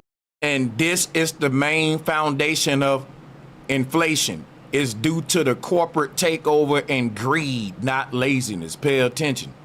Given moment. Now, one of the most common counter arguments you'll hear if you bring up the idea of raising taxes on the ultra wealthy is that, well, if you do that, they're just gonna leave. First of all, no, they're not. That's a bluff they've. And that's what they tell us to keep giving the rich people bailouts. Magically appear at their door in 3 hours. It's not even really fair to impose that because that person is also struggling. But then the cycle continues. The small business closes, Amazon and Walmart extend their reach even further, and once all competition is defeated, then they can just raise the prices to be whatever they want. They can train an algorithm to charge you the maximum price they think you'll pay at any given moment. Now, one of the most common counter arguments you'll hear if you bring up the idea of raising taxes on the ultra wealthy is that, well, if you do that, they're just gonna leave. First of all, no, they're not. That's a bluff they've been using for years, perpetuated by media networks owned by, you guessed it, rich people who don't want their taxes to go up. Sure, a few of them might leave, but the kinds of people who are willing to go to the trouble of moving their entire business from New York City to like Kissimmee, Florida, are probably already doing everything they can to avoid paying any taxes at all. It doesn't seem like a very productive mindset to cater to this parasitic minority at the expense of everybody else. Second of all, oh my God, can we grow some fucking balls here? You don't understand. They're not gonna like it if we raise their taxes. Do you hear yourself? Do you hear how pathetic you sound? Okay, so what? We can't do anything then? That's it? It's over? They won? Your plan is that we should just give up and let the billionaires have whatever they want. Buddy, we've already tried that, and that's not working either. Third of all, this criticism is predicated on an idea that taxation essentially has a bell curve. But that's what I'm saying, though. When you bring up Detroit, citizen man, to say that when they left, look at what happened to Detroit. But that's what I'm telling you. Our government don't have any laws that protect Americans on a constitutional level when it comes to corporate interactions with these corporations, because they're bought and paid for by the same corporations. So they're acting like they can't do nothing about it when they regulating the hell out of the mom and pop store. So my thing is, in order for you to qualify as an American company, it should be written that you have to have so much of your business on American soil and so many percentage of Americans hired for you. Other than that, you're a foreign company.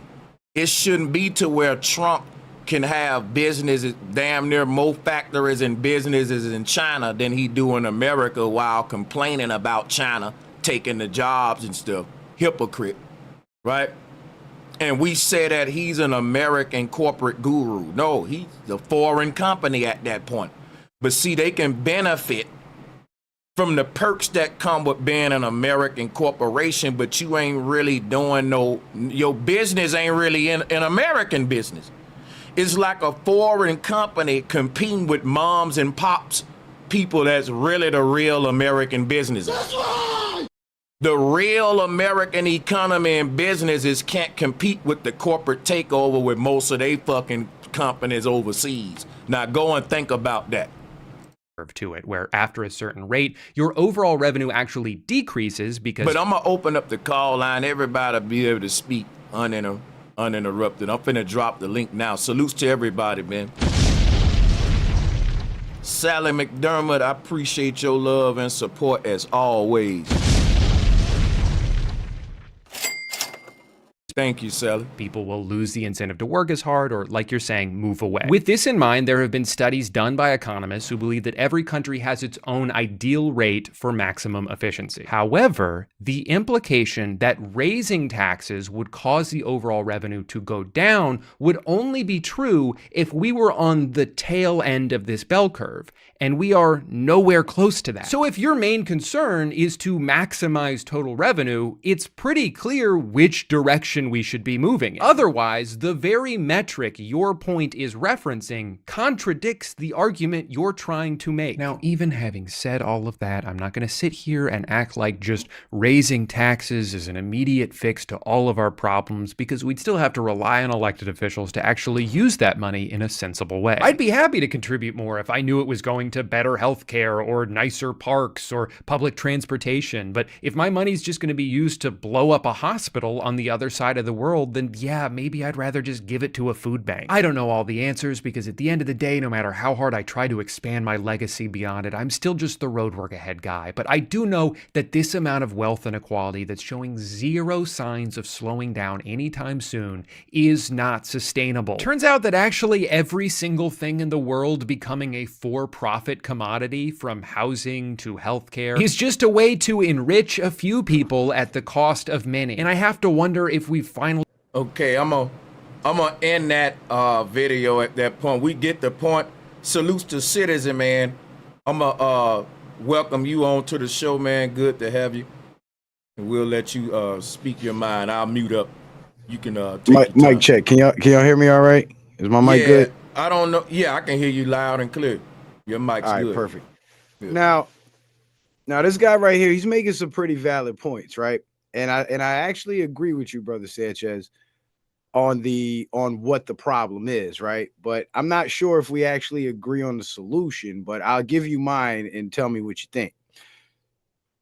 What's happening is these big corporations are able to create monopolies. Like when I mentioned Motor City, I was referring to the problem with the monopolies, because what destroyed the economy there for the time that it did was the fact that regulations on these big companies, but they weren't valid regulations, like regulations on how to treat their workers. It was more regulations on how to extract, how to get these companies to pay more fees to the government, which to them amounted to more taxes. And because of that, the big three decided to pack up and move overseas. I think they went to China, I believe it was. And because those companies were so big, they employed such a large percentage of the city that all these people were now dependent on this major corporation. And that's the problem, right? So I think that the solution to at least tipping the scales more in favor of the little people would be to reduce the regulations and the taxations on the small businesses, but put limits, maybe not more taxes, but limits on what these big companies are able to do. Like how big are they able to grow in a certain area in order to facilitate the mom and pop stores. Now, New York City has kind of done something like that over the years, where they just never allowed, like, you go anywhere in New York State, you'll find a Walmart except New York City. And the reason for that was because that city was made up mostly of small mom and pop businesses who were the main tax base for New York City. But what started to kill the city was the whole idea of taxing the rich, right? Now, limits on corporations and taxes on what they call rich people are two different things, because you first have to define what rich means. When they say raise taxes on the rich, to us, that means the big corporations and the monopolies that need to be reined in order to make room for the little people, for the little businesses to grow. But what the government means when they say tax the rich is people who have a net worth of $250,000 or more, which means even if you're a working class American and you own a house that's valued at $250,000 or more, you now have a net worth of $250,000 or more, which puts you into the category of what they call rich. So when they decide to tax the rich, they're going to tax pretty much everybody that's, trying to make strides and get ahead and own property. And, you know what I'm saying? Be in the middle class is essentially. And see, and that's where we got to redefine what rich is in this country, because they're not account for inflation. Because if you in a $250,000 house, that ain't share, Right. Now imagine this. Now you got landlords out there that own apartment buildings that are worth $500,000, $700,000, rental houses that are worth $300,000, $250,000, shit like that. Now, all those properties, they add up, and that increases that individual's net worth. But he might just be a working class guy that just happened to make good investments and own himself some rental properties, or maybe his daddy was a hustler and had a bunch of houses and left them to him. Whatever the case is. I know cats like that. That's facts. Right. Me too. That's why, and I'm glad we agree on that. And so what happens is when they raise the taxes on the rich, people like that get hit with a higher tax bill every month. But this guy, he's got to maintain his house. He's got to maintain his family. He's got to maintain his living, and the returns on his investments, his living might depend on that. So in response to that, the only thing he can do to increase his revenue to account for this extraction of money that's taken from him by the government, he's now going to respond to that by raising the rent. So those poor working class folks that are renting his houses, that are his tenants, they now get letters saying their rent went up. So when you look at cities like New York City, LA, Miami, where you have this, tax the rich ideology in the local governments, and you look at the tax rates and you see what the tax rates are and who they apply to, then you'll understand why in those specific places the rent's so high. And this idea seems to be permeating throughout the states, because in other major cities, I see the same trend happening, where you got investors moving in, they're buying up properties and they're fixing them up. They're going into these, busted down neighborhoods and doing the whole gentrification shit, because that's where they can get the properties cheap. But the local governments now, seeing all this new money coming in, they're raising the property taxes. And when they raise the property taxes, these now would-be landlords, instead of coming in and setting up affordable housing, now they got to set up housing that they can afford in order to offset the cost of the taxes. And the thing about it is, when people discuss economics, we usually tend to look at it from our own perspective, but it's not until you start moving in a different circle that you start to see things differently. Now, regarding the debate with Marquette, I'm not really fond of neither one of those guys, to tell you the truth. And I'm not familiar with the other guy. I'm familiar with Marquette, not fond of him. The other guy, not familiar with him. So let me be honest. But to the point that the brother was making about when the taxes go up, the rich people leave. Let's get back to that. It does happen.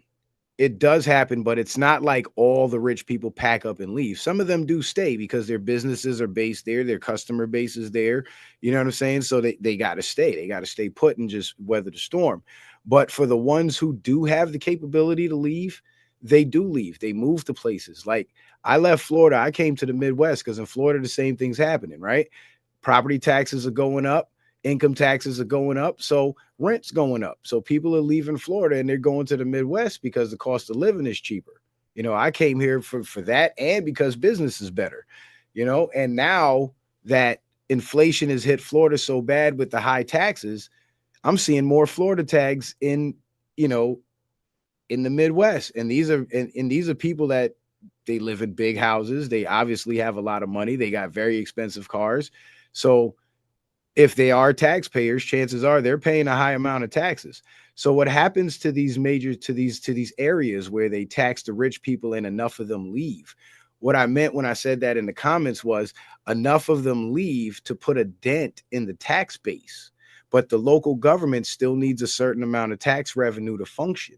So what happens as a result of that, of the local government losing so many high-paying taxpayers, they turn around and then they have to further increase taxes. So it's like the tax the rich is the first hit of dope and it fucks up the economy and the government starts losing money. So now they need that second hit of dope. Let's tax the people that are left.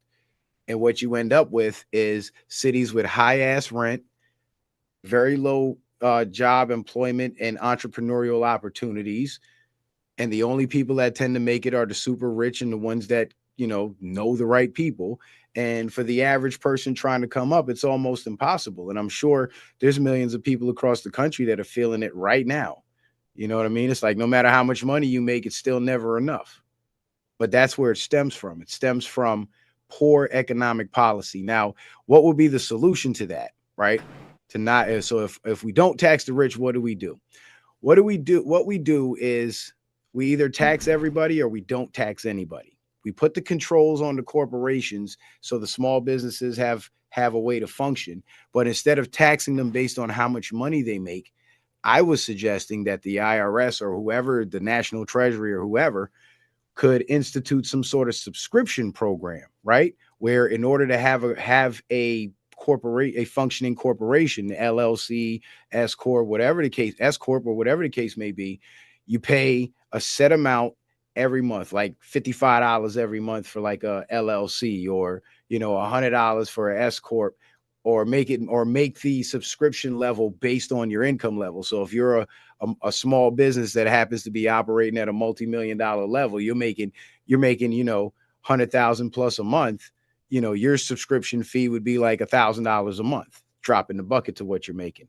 And I think that's a more fair system than taxing everybody based on their income, because now I see that as a Fourth Amendment violation as well, because how much money you make ain't nobody's business. So why is it the government's business? If I'm going to run my business, tell me how much I need to give you to hustle on your block. I'm going to give you that, and don't worry about what I make. I think that's more fair than what we have right now. What do you say to that, bro? I can agree with that. Also, I ain't really got a problem with none what you said there. I think that's fair. One thing I'd like to add to what you're saying is that what I think would be dope if, because I'm not really talking about taxing the rich versus just quit bailing them out at our expense, because it's more so that they taxing us. And then at the same time, one thing, what you could do for the people at the bottom to even the playing fields is equate wages, minimum wage, with literally a percentage, mathematical percentage of what's happening with inflation. So, we won't have a problem of the cost of living going up, but the workforce, the pay at the job ain't changing. So it's like that should be some too, because our system of government, the people in power, they know about that, because in the military, they got something called COLA, and that's called cost of living allowance. Yeah, and you know about it. So no matter where you at, they adjust for the cost of living. So if they know that, then they know exactly about what inflation doing for the people at the bottom, but they ignoring it and blaming them and doing that kind of stuff. That's crazy. And then it should be to where if we do decide to tax a corporation, or like corporations in America shouldn't just have the option to say, okay, I don't like what's happening to me in America, I'm going to China. That's fine, but because of that, now you have no access to do business with American citizens as consumers. Because like this, right? No American corporation can do business in China and undermine the Chinese government and their corporation. Yep. You ain't gonna get access, right? I agree. And here's the problem, with that idea though. The vast majority of American goods and products that we consume as average Americans are manufactured overseas. So we're already in a bind where we took that first hit of dope and now we're dependent on overseas products being imported into the country. You know what I'm saying? Being produced by American companies that are skirting all the taxes and the fees they should be paying to operate here in the United States, and also depriving Americans of those employment opportunities that they could use to, step it up if they're below that level. And as a result of that, a regulation like that would actually, in the short term, it'll work in the long term, don't get me wrong, but in the short term, what it would do is it would cut off access to a lot of goods that we currently have access to. Like there was an experiment done. The guy said, go through your house and take everything out and put it on your front lawn that doesn't say made in the USA. And he actually did it himself. And at the end of it, all he had was a nightstand and a lampshade. Not even a lamp, just a lampshade. Those are the only two things in his house that were made in the USA. So that's how dependent we are on foreign products. You know what I'm saying? Yeah. So what would happen is there'll be a severe shortage of those products, which will cause an extreme spike in the price. Like we'll be paying prison prices for toothpaste. Well, I'll say this now. Let me just land right here. But for the long run, what would happen is, because those manufacturers now lost access to the market, they'll be forced to come back here and operate here in the United States. So if we as Americans are willing to endure the sting of the short term, that policy could actually work for us in the long term. And I think that's a good if our revolution mean, look, we're going to have a limited and non-diverse economy for a while because we holding our nuts and we playing a game of chicken with the corporations. They don't want to do what we want them to do to make their business fair to the people, so they want to leave, and we ain't gonna be able to eat Fruit Loops for 10 years, or we can't get motherfucking Church's chicken or Jordan for whichever, you see what I'm saying? But see, I know that there are some countries out there, they have very limited economies because of what you saying now. They refuse to bend over. So if you go to some of these countries, all you're going to be able to see in their market is like fish, rice, squid, because their leaders refuse to bow to these corporations that we bound to. And if the price is, well, our economy ain't going to have a lot of stuff on the shelf. It's a non-diverse marketplace, basically, then that mean we gonna be less consumers then, because that's all that is anyway. And then we'll have to focus on the people, which the corporations who was making us consumers weren't doing in the first place. So I get what you're saying. I thought about that too, and I was like, you know what? That's a small price to pay to make corporations respect us. I go to ham sandwiches and goddamn Wrangler for 10 years. You know what I'm saying? You know what? I'm with you on that, bro. I'm willing to endure it too. If that means at the end of the day, my kids get to grow up in a system that's fair, and if they want to be entrepreneurs, they don't have to kiss ass or take sticks in their back pocket, to make it in life. I'm good with that. I would love nothing more. You know what I'm saying? And it's also, the long run thing is also beneficial, like you said, because it'll wean us off of that consumerism that we have. That consumerism is killing us. We got a situation where like men don't want to take women out on dates because they think if they pay for dinner, she got to give it up, like they dating a prostitute or something. And then there's women like, I don't want nothing to do with you. I don't want to give you my phone number unless you give me some money. Like, you know what I'm saying? This consumerism culture, it's killing us. So any steps that can be taken to wean us off, and by us I mean Americans as a whole, don't get me wrong, any steps that can be taken to wean us off of that type of shit and bring us back to reality, I think is a pretty good thing. And as much as we disagree, bro, I actually agree with you on that. That's a damn good point. Hey man, good stuff. See, and it's just I'm starting to see now, man, that it's just probably was a lot of misunderstandings on the far right ideologies. Or I wouldn't even consider you far right, but you know what I'm saying? Yeah, I call myself a conservative. I do support President Trump because I understand what he's up against and what he's dealing with. You know what I'm saying? But we could debate that some other time.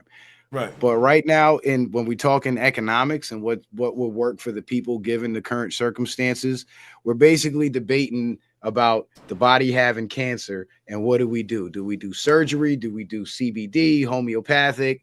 You know what I'm saying? So we're addressing a real problem here. And the problem is not, I wouldn't say inequality. What I would say is unfairness, right? Because there's a difference between equality and fairness. What we really want is fairness, not equality. Think about it. Equality is you're in a class. Some kids do their homework, get good grades, and some kids just goof off. But at the end of it, everybody passes. That's equality. So the outcome is great. Everybody gets to pass. But in the long run, you're going to have people that are not actually being educated, but put through the educational system that are not really, and then they're going to become adults that are not really high performing adults because they weren't properly educated. You think that's equality? I'll call it equality of outcome. Let's call it, let's be more specific. Let's call it that, right?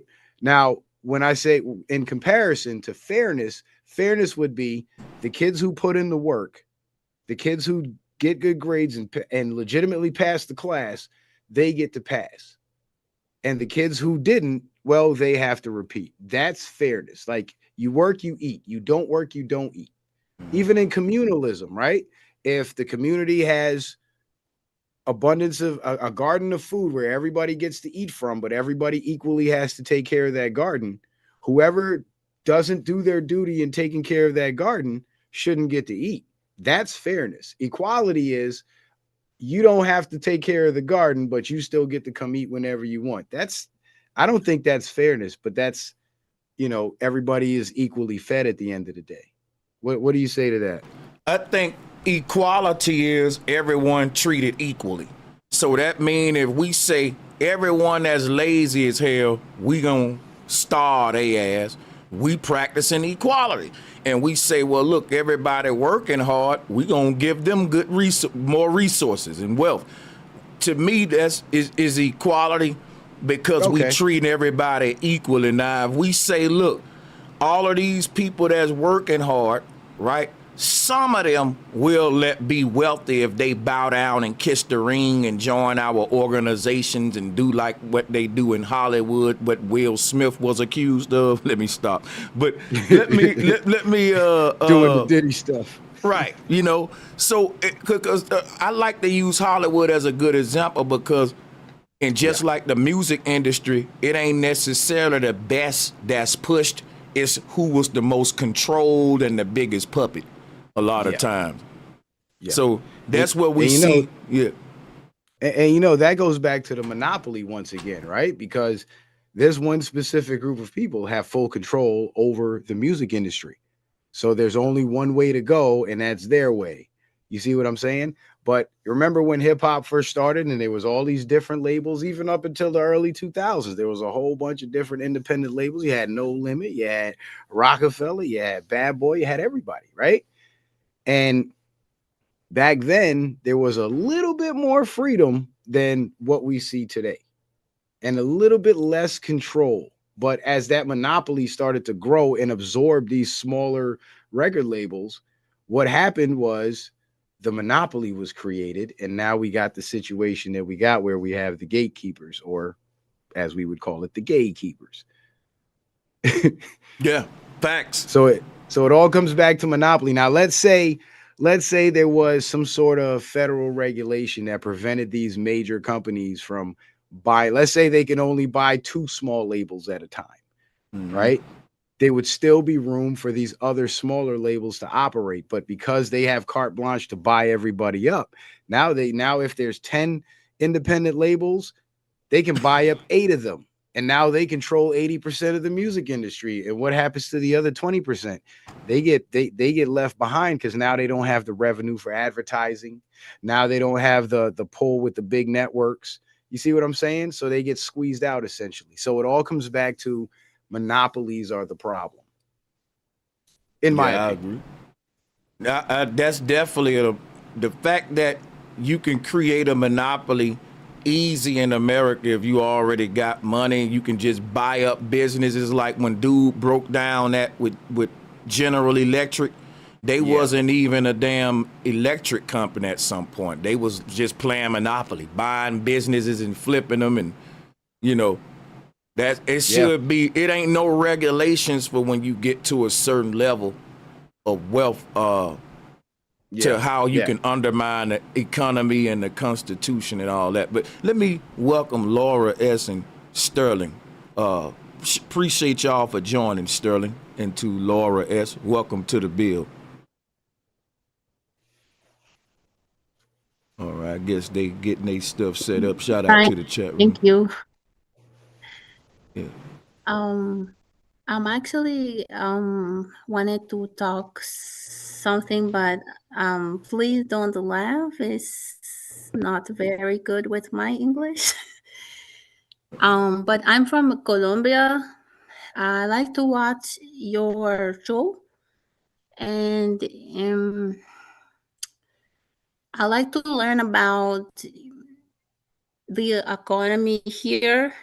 I'm living here a long time, but my family is not from here, and where we are coming from, some of the places like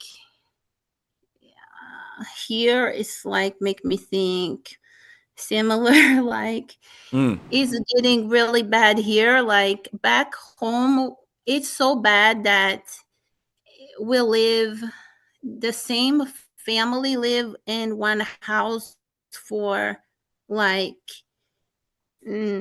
every family, like every generation is living in the same house. So here it's like they want to leave. They're 18, so they have to leave. But where I am from, like, it's nothing. Like, you can't leave because it's nothing around you. If nothing but what they start doing, American companies, they start coming to make like places for tourists, and when they will come, it's like we don't get anything, like they just vacation and we have nothing, still nothing. There's no food, like you have to very like search for food, clothes, anything. And something I noticed with me, like, oh my god, don't laugh at me. They like tell people it's gonna be really good if you can just make it to America, but it's a lie. It's a lie. And what happened is, like, when you come to America, 1 year is okay, 2 year is okay, but after you start to stay, you can see something is not right. Like, they will tell you how people are so lazy. They're not working, something they're doing wrong. And you will see when you are there how good of the opportunity there is, but you will only feel good like 1 year, 2 years, but after 3 years, 4 years, you're looking like it's lies. There's no money here too.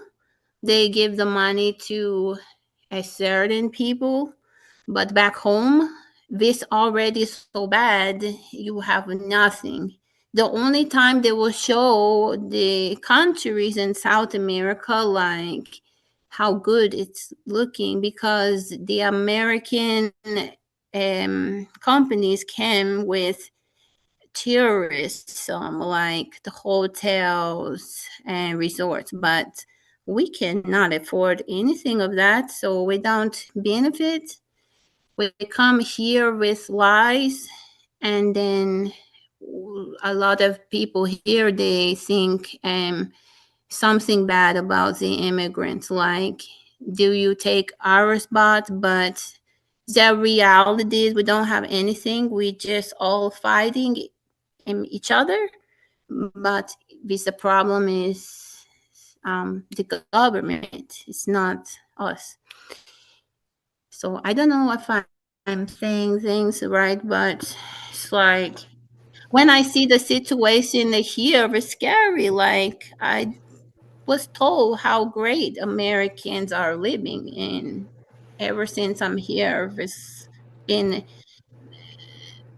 20 years now. Is not good.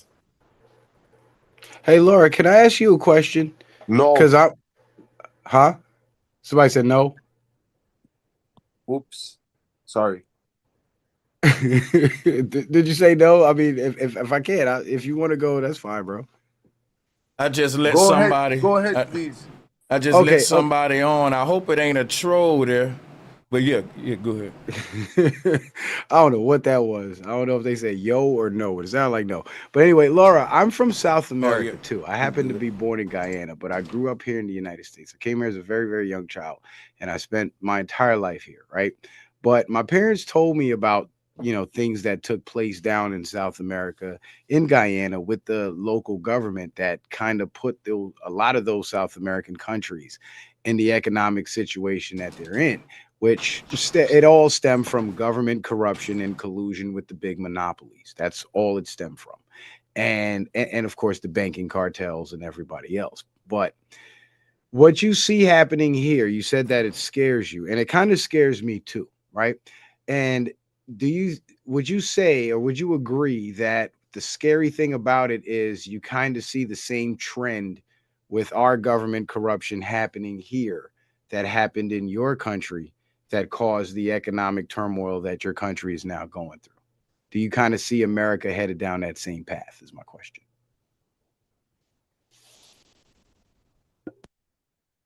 Yeah, it's getting bad. Like what they did in South America, they come like Americans come like the government, and they say, we will help you. Like, we know you have these problems, don't worry. But if it's a lie, when they come, is to control,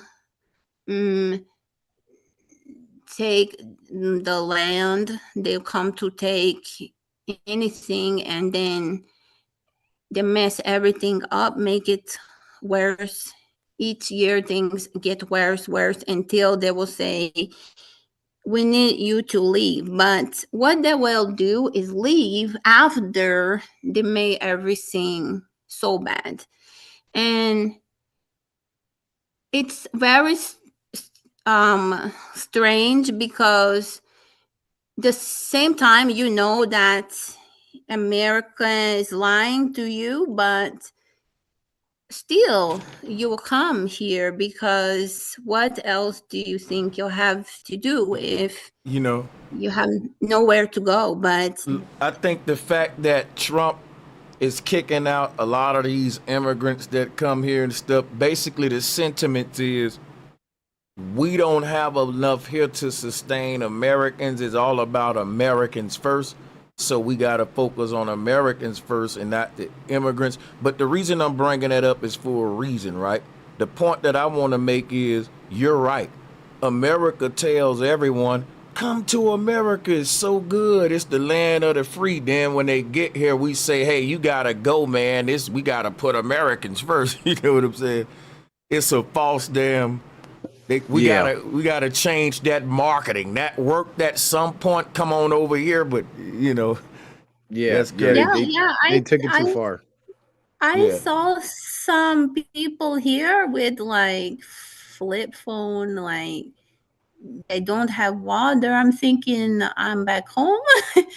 They don't have basic things, so I'm getting nervous because already if it does not work here, I mean, I cannot go back home. There's nothing here. They don't have anything. The only thing I feel sad for here is that they are not used to living bad so much. So it's really taking a toll. You can tell, like, they're not used to not having water. And when we come here, we get a little bit more. It's like way more than what we had. So that's probably the reason you notice people come here talk bad about Americans. Like, we are better because we have something, but I'm telling you, after 3 year, 4 year, they will see they won't have anything too. Yeah. And another thing, citizen man, just to bounce back to what we were saying about the SNAP argument. Yeah. I say that I forgot to bring this up. The auditing systems in America, because their solution is like, let's just cut all that shit off because there's some people misusing it, versus let's come with better auditing systems when we got filter this. it. Because we got AI right now, Yeah. I agree with you on that. Definitely. There definitely has to be a better vetting process to make sure that the people who actually need that assistance gets that assistance, because there's too many people on the system right now that are getting that assistance that don't necessarily need it. And there's other people who actually do need it, but they're either not able to get it at all or they're just not getting enough. And that's not fair. Now, to your point with the fairness and the equality thing, because that's what this, that's kind of what this leans to.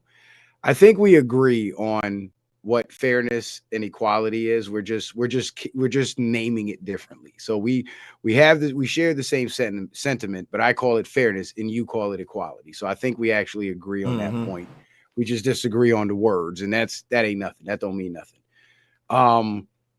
But as far as the EBT thing, aside from the proper filtration, right, I think there also should be limits placed on that as well, right? Because as good and as beneficial as a program that is for millions of Americans, because my mother used to get food stamps too. I think it should be a time frame on it. It shouldn't be like you can get food stamps perpetually for life as long as you can make that claim.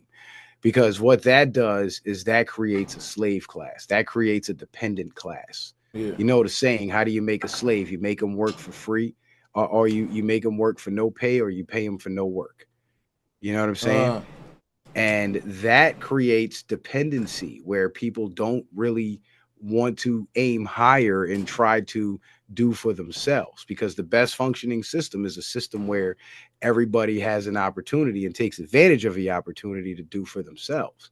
And sometimes that opportunity would come in the form of government assistance, where you can supplement your income, use those food stamps, buy those groceries. But still, if you're working and you're generating income, you can use the money that you would have otherwise spent on groceries and save maybe a percentage of that and put yourself in a better position. Now, after a year or two, you got enough money to start your own business. Now you ain't got to go punch the clock no more, or you got some money to invest into a high yield interest account or something.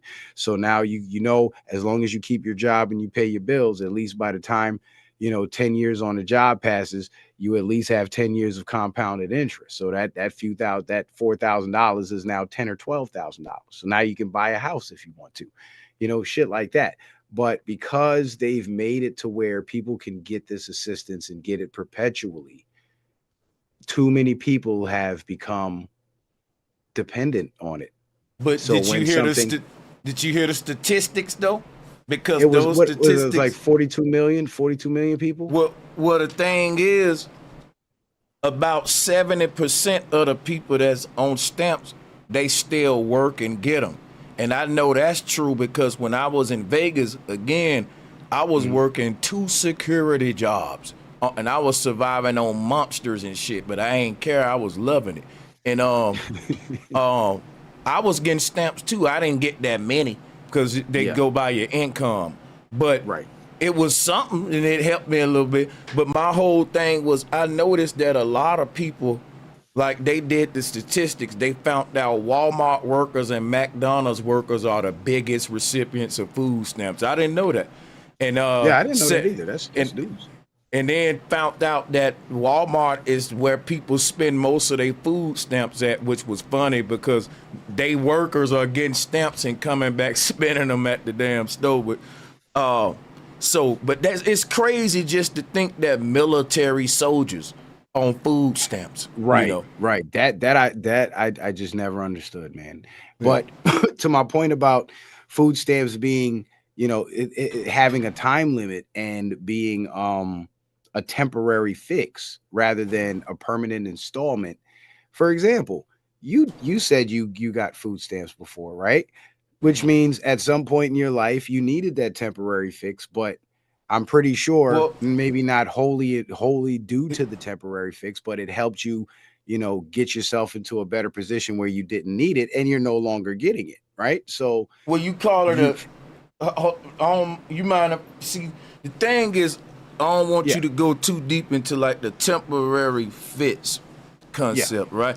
I think we shouldn't call it temporary fix because it's a subsidy. It's literally called it's subsidizing inflation. For example, right? If eggs become $50 tomorrow and milk become $50, but no one employer raised their wages up, the government will say, well, look, you qualify for food stamps based upon what happened with the economy inflation and the employer not giving the Americans more money. Then we're going to give you some called food stamps because now them eggs is $20. There ain't no way you can work all day and you're going to be struck. So food stamps ain't a fix. It's a subsidizing for a problem that the government created in the first place by bailing the rich out. Yeah, no, I agree with you. I agree with you. When I say temporary fix, I'm speaking theoretically with in my proposal, right? I'm not debating what they are or what they're meant for or how they're used, right? So I agree with you there. Somebody in the chat said it's temporary. What are you talking about? Well, yes, it is temporary because you have to recertify every 6 months or so. But I know people, and I'm sure there's other people that know people that have been getting food stamps perpetually and recertifying perpetually for years. When I say, you know what, they gotta qualify in order to re-get them, though. Right, absolutely. So what I'm saying in making it temporary is after you have been a recipient of food stamps for a certain amount of years, maybe 10 years, because that's about how long it takes for a person to really change their lives. You know what I'm saying? Where I was 10 years ago is a far cry from where I am now. Just, I'm sure you could say the same, bro.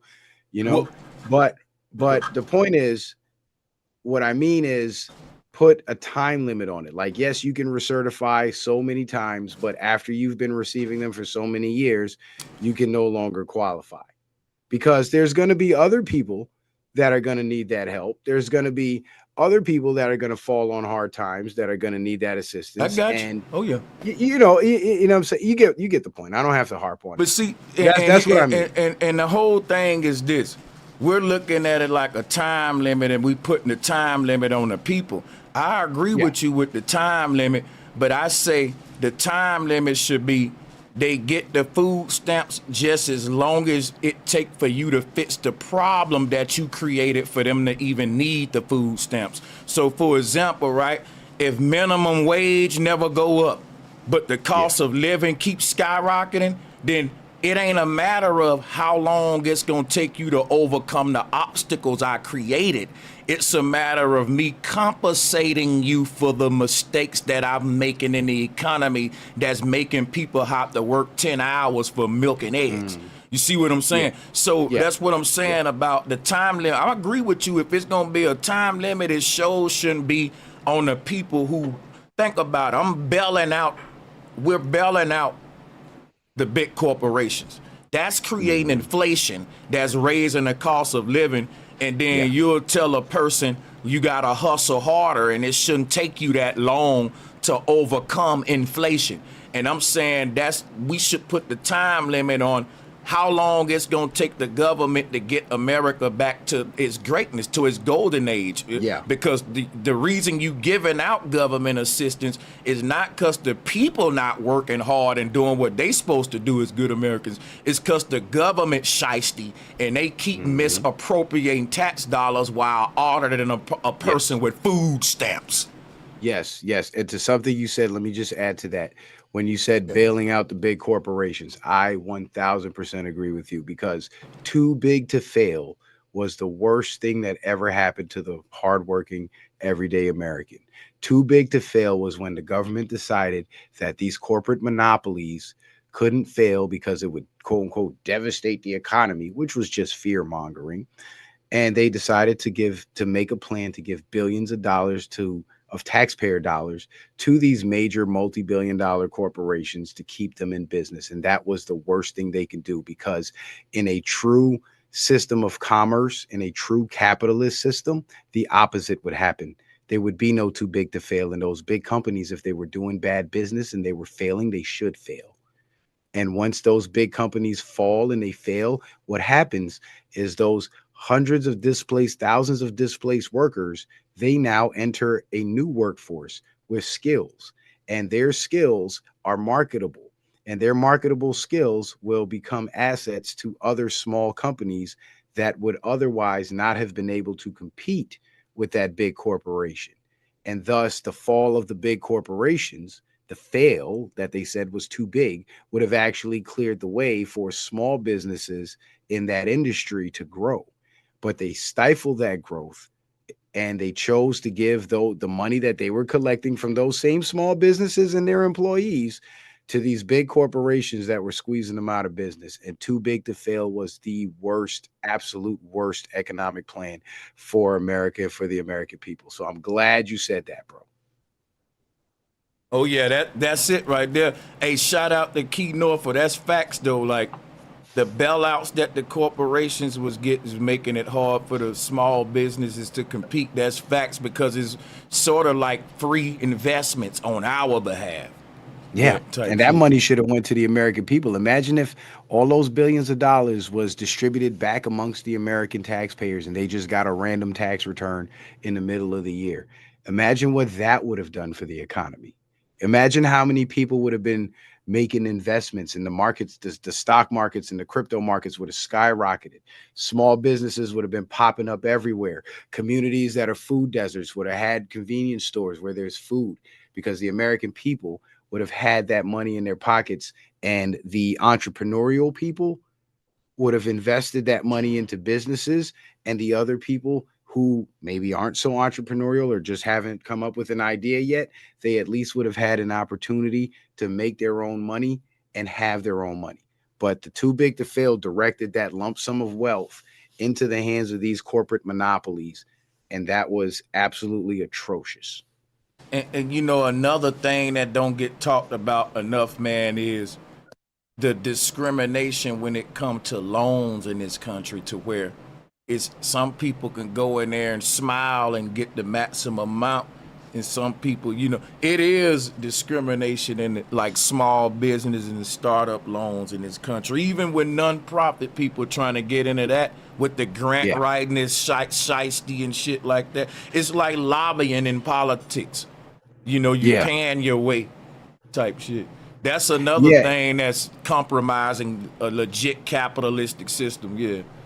Yeah, and the thing about with the small business loans, and I'm so glad you mentioned it, man. I'm loving this conversation. This is a great conversation. The thing with the small business loans, right, that's hurting most Americans is the lack of business knowledge. And they don't teach you that shit in school. But if people can learn, and this is for the whole audience out there, if you want to be an entrepreneur and start your own business and you need capital to start up, this will help you no matter what your credit score is. If you can learn how to write a proper business plan, and in a proper business plan, you have to basically give a summary of what your business does, what industry you're in, what kind of work you do, whatever the case, or what kind of products you produce. Then you have to go into potential revenue, what your pricing is going to be, what your potential costs are going to be, whatever. And you have to brainstorm all this and be able to format that in the proper order. ChatGPT might be able to help with that. And you take that, and if you don't have the credit to actually get the money from a lender because that wall has been put in front of you, you can still solicit funding from what they call angel investors. But the only way you can access that money is if you're able to educate yourself on how to write a business plan.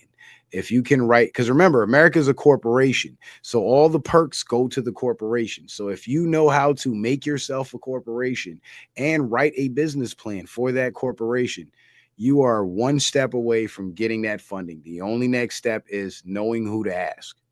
And as long as you ask, you're going to find somebody that's going to have faith in you, and they're going to put that money in your hand and they're going to watch you work. You know what I'm saying? But when it comes to like just being able to walk into a bank or contact a lender or a conventional, what we call a conventional funding source, it's very, very difficult because what they go on is your credit score. And a lot of people, I've come to learn in my later years that a lot of people who have bad credit, that's the thing that holds them back from being able to purchase property or buy a house. That's why they're perpetual renters. That's the thing that holds them back from being able to finance a new vehicle or get that business loan from a conventional lender to start that business. Because, you know, for a lot of us, our parents put shit in our name when we were kids and it's all on our credit. There's ways to clean up your credit and get your score up without spending a dime. You just got to you don't have to spend a dime, but you got to spend some time. You know what I'm saying? And I don't agree with the credit system. I think it is a scam, and I think it is a barrier to prevent people, you know, with good ideas from being able to bring those ideas to fruition. But there is an advantage to the credit system if you can earn yourself good credit, and that is what Brother Sanchez says, gaining that access to that unlimited funding so you can actually make your dreams come true and start generating that revenue that you need to generate. So the downside to it is it can be a barrier to get you there. But the upside to it is if you can overcome that barrier, you can actually get there. And once you get that money and you pay that money back and you're making your own money, now you don't have to depend on nobody. You don't have to answer to nobody. You are your own boss, and you're the master of your universe at that point, financially. Oh yeah, Man, salute. What's up, Keith? Ski North. What say you, Sanchez? I think that the jewel, bro, a light bulb went in my head when you said ChatGPT, because I was just talking about how a legit music producer, like this dude making millions, he ain't even paying for lawyers no more. And a lot of people do say that, man, I don't know how to write this grant up, or I don't know how to do that. And damn, bro, we paying for ChatGPT, and I swear I didn't even think of that, man. Yo, that is crazy. Yeah, it was dope No, what he you said because can, I actually do that for nonprofits. I have to make up the budget and everything like that. So the angel investments is something that a lot of people don't know about. I think that would make a difference. I was kind of swayed a little bit when you started talking, but I didn't even know you knew this terminology to even say that. So that is a very good point that you made, Citizen Man. But just to get back to the food stamp thing, I think the food stamp conversation is kind of disingenuous because of what Sanchez said about you know, when the system is producing a atmosphere for people to need the food assistance, like people who get food stamps. That food stamps don't last them throughout the whole month. No one gets food stamps who regularly get them, other than these immigrants and stuff who've been getting them. Regular people in America don't get thousands of dollars of food stamps a month. If you got a family of 4 or 5 in your household, it's gonna take over $1,000 a month to buy food just because of what the food prices is right now. So my question to y'all would be, if they're basing the people who get food stamps off of, you know, laziness, if they're using laziness to come in with the food stamps, then what do y'all think about the states in America who are practicing universal basic income at this time? Because that's a whole nother conversation. You want to take it, Sanchez, or can I take it? Yeah, you can go ahead. All right. When it comes to universal basic income, I think universal basic income is it will be good in the short term, because there's a lot of people that are underwater and they could use that extra money, right? But in the long term, the risk is the same thing that's happening with the EBT and the Section 8 and the subsidies for basic living expenses. It's the risk of creating that dependency. Because if you have if states implement the universal basic income, and then you have a whole generation of kids growing up in a world where, they know that mommy and daddy's going to get this extra $500 a month from the government, they're going to think that's how it is. And then let's say a couple years go by, they become adults, and that money gets cut off for some reason. That's going to be such a shock to the system that it's going to cause, it may possibly cause, let me say that, let me not be too direct.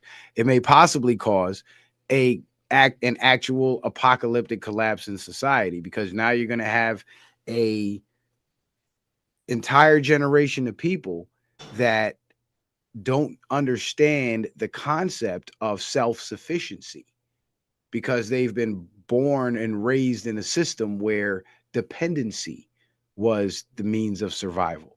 You see what I'm saying? So it's kind of like when it's like a wolf versus a domesticated house dog. The wolf has sharper claws, sharper teeth. He's more capable of survival on his own. The house dog, he'll starve in the wilderness. Because I'm glad you going there. Yeah, go ahead. I'm sorry. Yeah, because if his supply for his sustenance of life is cut off, he doesn't know how to survive without that. So with the universal basic income, if it goes on for too long, we risk raising our kids in a world where they won't know how to get it on their own, like we did. You know what I'm saying? But see, here's the thing. Like, I hear that, and I ain't gonna say it ain't no validity to that. But I think that what we missing is the people in power are doing this intentionally. Like, they trying to get rid of the middle class, which means you got to get rid of the working man. So the ideal citizen man that you grew up with, that I see you pushing it, that's good values. Like, get out there, grind, and let's get it. But what I'm saying is the problems you presenting with this next generation, those are intentional for real. Like, they're making them over, that way, because they don't want no more. They want AI to be the new workforce. And they just want to put, like you said, they want us on a universal income. And even when we get on a universal income, people may say, well, it's lazy to be on a universal income. No, that's all part of the plan of making AI be the slaves, and humans, like Elon said, humans won't have to work in the future. And when they was like, well, what do we do? He was like, we'll probably plug in a Neuralink and explore alternative worlds. And I was like, damn, they telling you right there. And you know what that's going to do? You know what that's going to do to humanity? That is going to increase the level of, what's the word I'm looking for? Depravity. Because the perverts are going to be able to perv out unlimitedly. The people that are holding back repressed anger and violence are going to be able to lash out in the virtual world. And Fact. there'll be no, and the people who are soft and don't want to be bullied to be able to create this reality where everybody's soft and they don't have to stand up for themselves. That's facts. And what that's going to create is an anti-human society. And eventually what's going to happen is males and females are going to stop mating, and children are going to stop being produced, and it's going to spell the end of humanity in the long run. That's where what I I see that think going. Well, the but see, agenda watch is, this. man. And by the time that happened, men and women won't even have to reproduce humans like that no more, because they'll been came with some old high-tech technological shit and a new type of damn human probably. Probably be having AI make your print motherfuckers. Oh no, I'm just Yeah, joking. once they came out with them sex dolls, I was like, it's a wrap, son. It's a wrap. And No, that's matter of what fact, fuck that. Take it back further. Once they came out with once I started learning about dildos and vibrators, I was like, this is gonna get worse. Soon they're gonna yeah, attach a body to it. Then they're gonna make a hole for the men. And then it's yeah. over. Nobody's gonna be, you know what I'm saying? Then they Be gonna put fruitful and multiply will be a hit, be history. real skin on them, and you'll Yeah. be able to talk. So that was my whole thing. I think it's an agenda that's put forth by the powers that be, like what Sanchez was saying. So I would hate for people to really get in the mindset of it's like it's their fault. Like, man, it's my fault that I need food stamps, so it's my fault that I'm going to get dependent upon this universal basic income. Because if it was all about, working and hustling to survive, then they wouldn't introduce universal basic incomes. Or if it was all about them having the food stamps situation set up to supply you with food, then you will get the supply you need from the food stamp. So it's like you understand what I'm saying? It's like a double conundrum on both sides. And I think they're doing that to push forth an agenda But to offset humanity. guess Yeah. what, Yeah. citizen man? Yes, Remember sir. when you was bringing up all the independent labels? Yeah. You made me think of some so far that let me know we on some here, because look, them guys was grinding up being innovative like the boys in Houston. They couldn't wait on it to come to them. They had to grind, and because of that, they ended up creating the labels that was competing with the big boys. Like No Limit was competition to Universal, and they realized, you know what, making them kind of grind out the bottom is gonna make them innovate in ways we probably can't account for. So I can see that. But at the same time, I don't know if that's your background. Let me do something real quick. But at the same time, right, what I was thinking about was you have rich people at the top that want to kill the competition. And you can't compete if you're on a universal income. If everybody on a universal income, you ain't competing every day with the people at the top. You set at a certain threshold, and that kills all the competition. And this is real stuff. All the tech bros been talking about that, and they bring up universal income like it's futuristic, and like we should have been to, like, this is what's, you know what I'm saying? Like it's part of innovation type shit. But my whole thing, we can see we going toward that route. And I do think that them dismantling the workforce, because I don't think it's laziness. I really believe people just can't get jobs in high positions. So you got a lot of people working just regular jobs. Like it's hard to move up to these high positions in America. It take forever on these The gatekeepers. companies and It's the shit. Yeah. gatekeepers.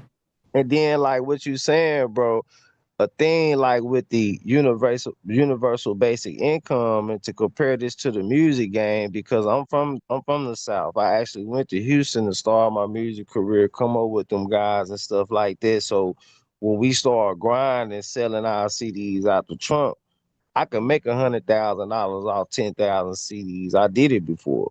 But Yeah. so what they did was they came up with a thing called Napster.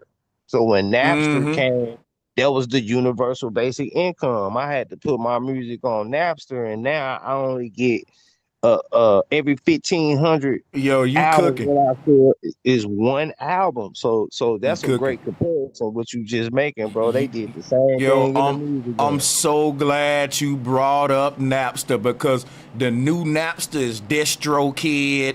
What's the other one? Freaking Spotify. CD Baby, Spotify.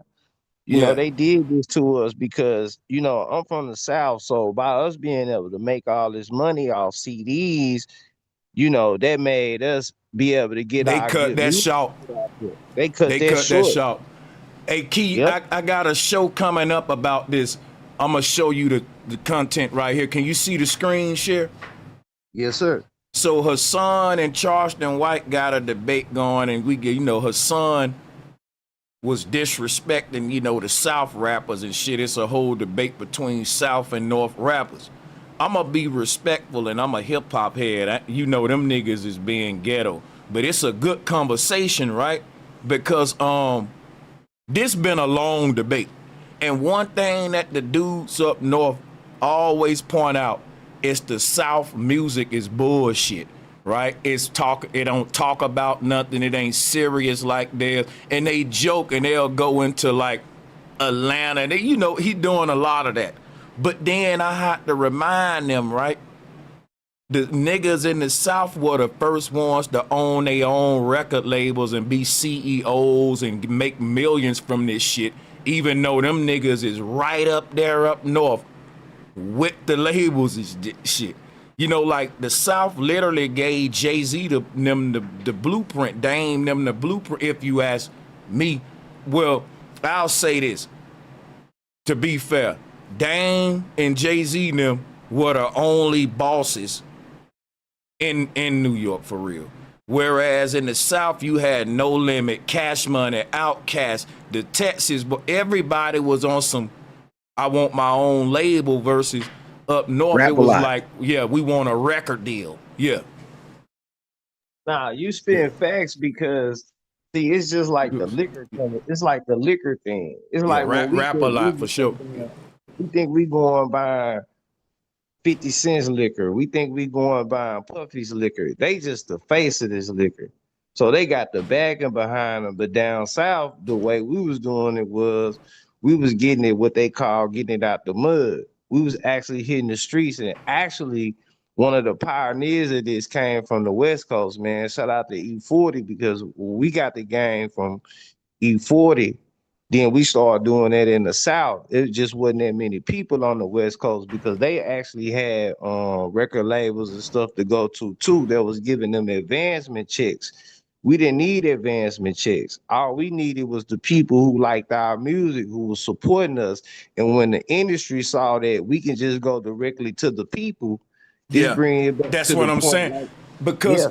when you got a young dude, 17, popping his trunk and making $10,000 a day from CDs and not no dope, you got the, I'm telling you, it was the South that made them come with Napster. Soldier Boy made them change the ringtone game. Niggas from the South been on the business tip. Now I salutes my niggas up north. I ain't gonna even lie, the music come from there. I like the New York music, and you right, like the South, we do dance a lot and all that, but we got lyricists too. But I'm saying don't sleep on how the South gave the whole industry the game on fuck asking for record deals, make you a record label. Hey, I'm from upstate New York, right? But I grew up in Florida. So I moved to Florida when I was 14, and I moved to the Midwest 2 years ago when I was 36, right? So I have both perspectives. Now, New York is owed the respect for, you know, popularizing the art of hip hop. But when it comes to, like you said, Brother Sanchez, when it comes to making it a business, the South is where it was at. You remember, even Puffy went to Atlanta and started Bad Boy South. Oh, and you made me think about So Def too. Forgot about them facts. You right. Because as a businessman, he understood that if you want to do business, you got to come down south and learn how to do business. And excuse me. And what the South did was they focused more on the record labels themselves, focused more on the marketing.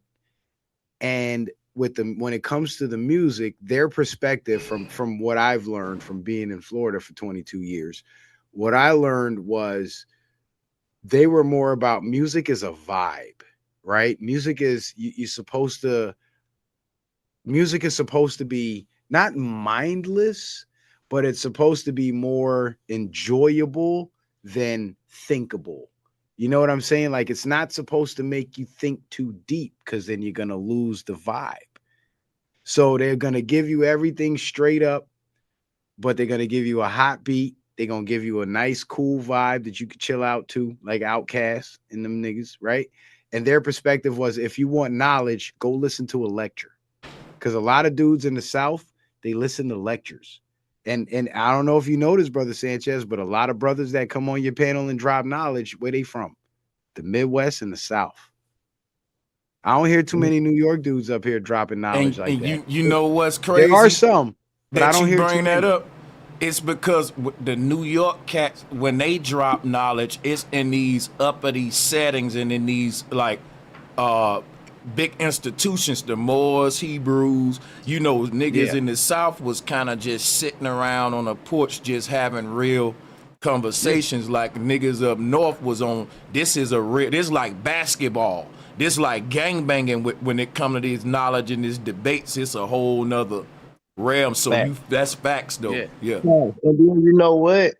The thing that got us down south, we can elevate as far as our people with our tactics, as far as popping the trunk, getting money.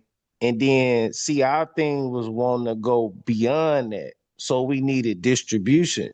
So what Suge Knight and Jay Prince and what they linked in with Dame Dash and them from the East Coast, that's when the feds came in. That's when the hip hop police came in, and they said no, because if we allow this to happen, then these independent brothers from down south are going to be able to distribute their music overseas, and then they're going to become the billionaires, and we can't let that happen. And that's when that took place. Yeah, I'm telling you, bro, because look, I remember it like yesterday. Lil Flip is a prime example. Lil Flip, when he was underground, you thought he was a mainstream rapper because his underground presence was damn near national. Straight out the trunk. It's amazing how you can have so many albums out your trunk that damn near it goes beyond your state and start being. You're now competing with mainstream labels for national notoriety, not international, because the underground rap was when international. But the thing was, like, I remember a time where an underground rapper could be just as known. That's what's as a facts, mainstream. Yeah. That's what was happening. You know what I'm saying? So Flip was like before me. So, you know, we just said, yo, we gonna ride with bro because he got the ball. So our next thing was to go worldwide. You know, we went nationwide. Like my third time in the studio, I was with big name artists. It was because we was getting the money behind what we was doing. So the people, you know, I don't want to call their name, the people who were in control of these record labels, they saw that, man, and they had to cut the head off what they saw as a snake. And man, y'all dropping Jews with the Napster thing, and you know, so that's the same thing that they. This a good conversation for the SNAP debate, because the reason it tie into it, because it show you some of the intellectual what we call it, how our intellectual property, when it comes to our intellectual property, it ain't worth what it was. So when we don't really account for that in the inflation argument, the fact that with AI coming, producers, man, is making way less for beats. I remember Timbaland was making like 100,000 a beat. We talking about big name producers is getting 10, 20,000. And you can really generate their whole production style in AI. It's crazy. Man, listen, the world headed in the wrong direction right now, and I think the people focused on a lot of other shit. Like they got us on, they got people divided with the immigration, the immigrants versus black people. They got the FBA versus Pan Am. It's a lot of little division going on at a very convenient time for what the hell happened, and I know it's orchestrated. You know what I'm saying? But Sanchez, do you think that and this is the question to both of y'all, you and Citizen Man, and shout out to you, Citizen Man. I know you knowledgeable when it comes to politics and everything, bro. And I like to hear your insight on a lot of political issues. Even though I don't myself acquire the political issues, I know that you really dig in and do the homework, bro. you made me remember something, Key Norfolk, not to cut you off, that I wanted to ask Citizen Man, but you know, he ain't, you know, but salutes, man. I'm glad you're over here, and I thought about it now, because when I was dealing with the Charlie. I ain't what, bro? No, when I was dealing with the Charlie Kirk thing, it was gonna pick my mind to ask you, do you even entertain the idea that it was staged or not? Yes. Didn't even. Yes. Okay. Absolutely. I'm glad you asked me that. I've done several streams where I prove that Charlie Kirk's so-called assassination was absolutely completely fake. He faked his death. Now, my reasoning, we can get into that later, but yes, his death was absolutely fake. So, man, you're gonna have to probably do one on that, because I gotta, you know, talk to you. But let me turn it to my brother Key. Go ahead for sure. Yeah, nah, y'all cooking right now, man, because I think what we're seeing right now, because we're going from, you know, universal basic income to food supplemental assistance to music, and we're able to make these correlations, we're actually seeing the big hand in the play. So, man, what's y'all thoughts on that? Because my mind is rambling right now, man, with this conversation. This is fire conversation. What do you think the agenda is? And I know the answer to this. This is kind of a rhetorical question, but I just want to hear y'all thoughts on it. Do y'all think that they really trying to create a new slave race? Because we went from being physical slaves to mental slaves. And what do y'all now think? We're digital slaves. Digital slaves, spiritual slaves. That's why I was using it. Yeah. The universal basic income, all the excessive government assistance. And I stress the word excessive. It's all designed to move us away from our natural basic human instinct to survive. The guys that decided they can't do business with the big labels and they want to sell music out of their trunk, you know what drove them to do that?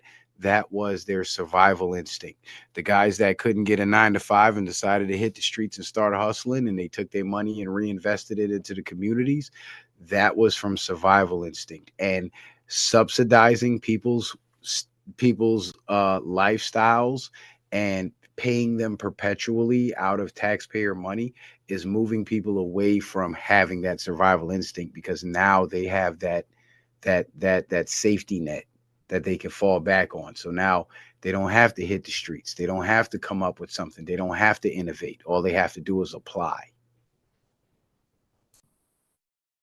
Man, that's wild, because for Elon Musk to make the remarks that he making, now, do you think that he's really trying to educate the people on what's going on, or do you think he have his own agenda by stating the facts that he stated? I think Elon Musk is trying to toe the line. He's kind of like, you remember when those Hollywood celebrities back in the day would like hint at the pedophilia, and they would hint at the homosexuality, and they would hint at that kind of stuff, but they wouldn't come outright and say it. You remember them days? Like the rumors about Diddy, for example. There was people talk about Diddy being, you know, a weirdo way back in the day. You know what I'm saying? But nobody really took him seriously. I think Elon Musk is kind of playing the same game, where he knows what's happening isn't conducive to the success and sustaining of humanity. But at the same time, and he said this in an interview himself, he said, I can't tell the whole truth or else they're going to kill me. Mm. He And said that. I think that a lot of time these faces on the world stage are more concerned with their position of power that they're able to gain by the things they're doing rather than what you just said, the advancement of humanity. That got to be something that's sincere in your heart. You got to either be for the people or you for yourself. It's either one or the other. You understand what I'm saying? And I agree with you, bro. And I agree with So- you, but I take the position of this. I take this position, right? I'm not in Elon Musk's shoes, but I've had attempts on my life because of the shit that I talk about on YouTube, right? So I can, in a way, kind of empathize with Elon Musk's position where he's kind of towing the line between, leaking certain bits of information, but still appearing to go along with the agenda. You know what I'm saying? So I feel you, bro. And it's all good. We could talk about that too, man.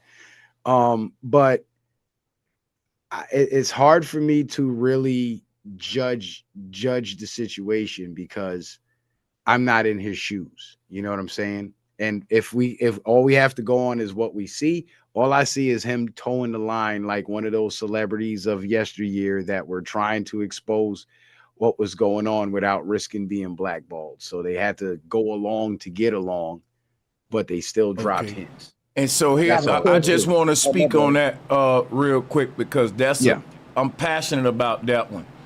I think people like that shouldn't get no kind of credit as being any kind of voice or revolutionary for the people then. If we want to play that game, like if you ain't gonna all the way go all out like a soldier in the military for the people and be willing to die and lose it all, get out the way. And that's what I'm saying. Don't be charading yourself out there as, well, I am, like Candace Owens doing. I'm risking my life to tell you that you ain't risking nothing. You part of the shit. Well, I'm going to just tell a little bitty piece of the truth because I don't want to die. So let me just pinch off a little piece of this truth. I'm going to give you a little bitty piece. They won't kill me if I give you a little bitty piece looking ass. Law. Because my whole thing is like, if you a whistleblower, you a whistleblower, and you can't blow the whistle soft, because what's the point? Ain't nobody gonna hear that. Right. It's like, man, when you just said that, it reminded me of people who used to chew gum and they'll take a piece of their gum and give it to the little baby. Like, why you just ain't give them the whole piece of gum out your mouth? Like they won't kill you for giving me a little bit. That's my thing. Like, you giving me just enough to make you popular and rich to conspiracy theories, but not enough so they won't kill you at the top, as if what you doing on your YouTube channel and all that, they can't see it when they own all this. You act like that ain't gonna get you killed. If they think that you going toward doing what you gonna do is gonna get you killed anyway, what you doing is giving us just enough so we can start praising your ass. That's what you doing. That was my same thing with Trump. He was very vocal. We're gonna drain the swamp and the deep state. And that's why I can't make no excuses as him for towing the fence, because your mouth don't tow the fence. Facts, Sanchez, because if he drain the swamp, then we gonna see how ugly this nigga's feet is, because he's standing in that motherfucker.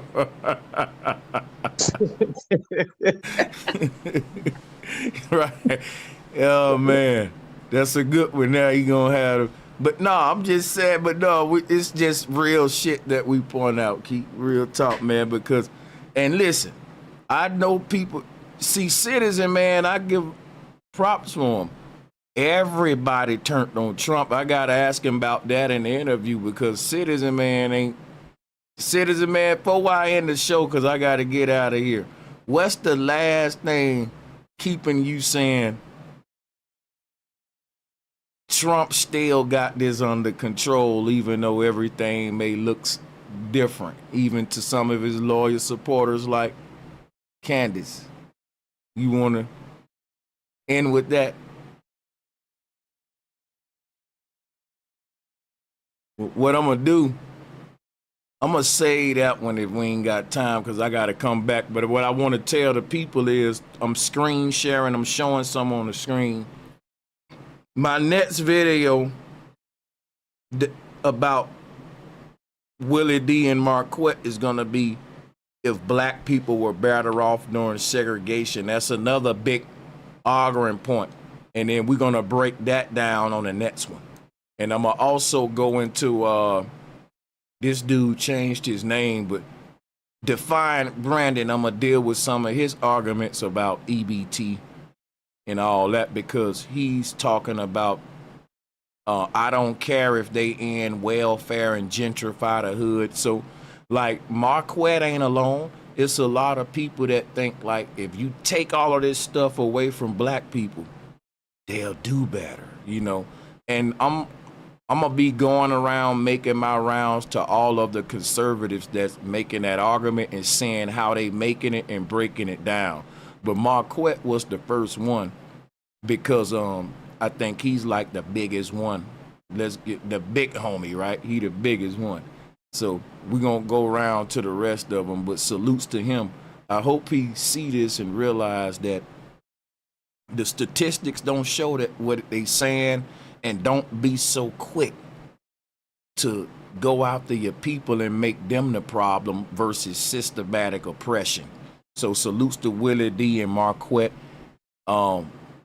And salutes to my panel and to everybody in the chat room and to everybody that supported the show and to all the channel members. Peace and much love, y'all. I'm going to get up out of here, man.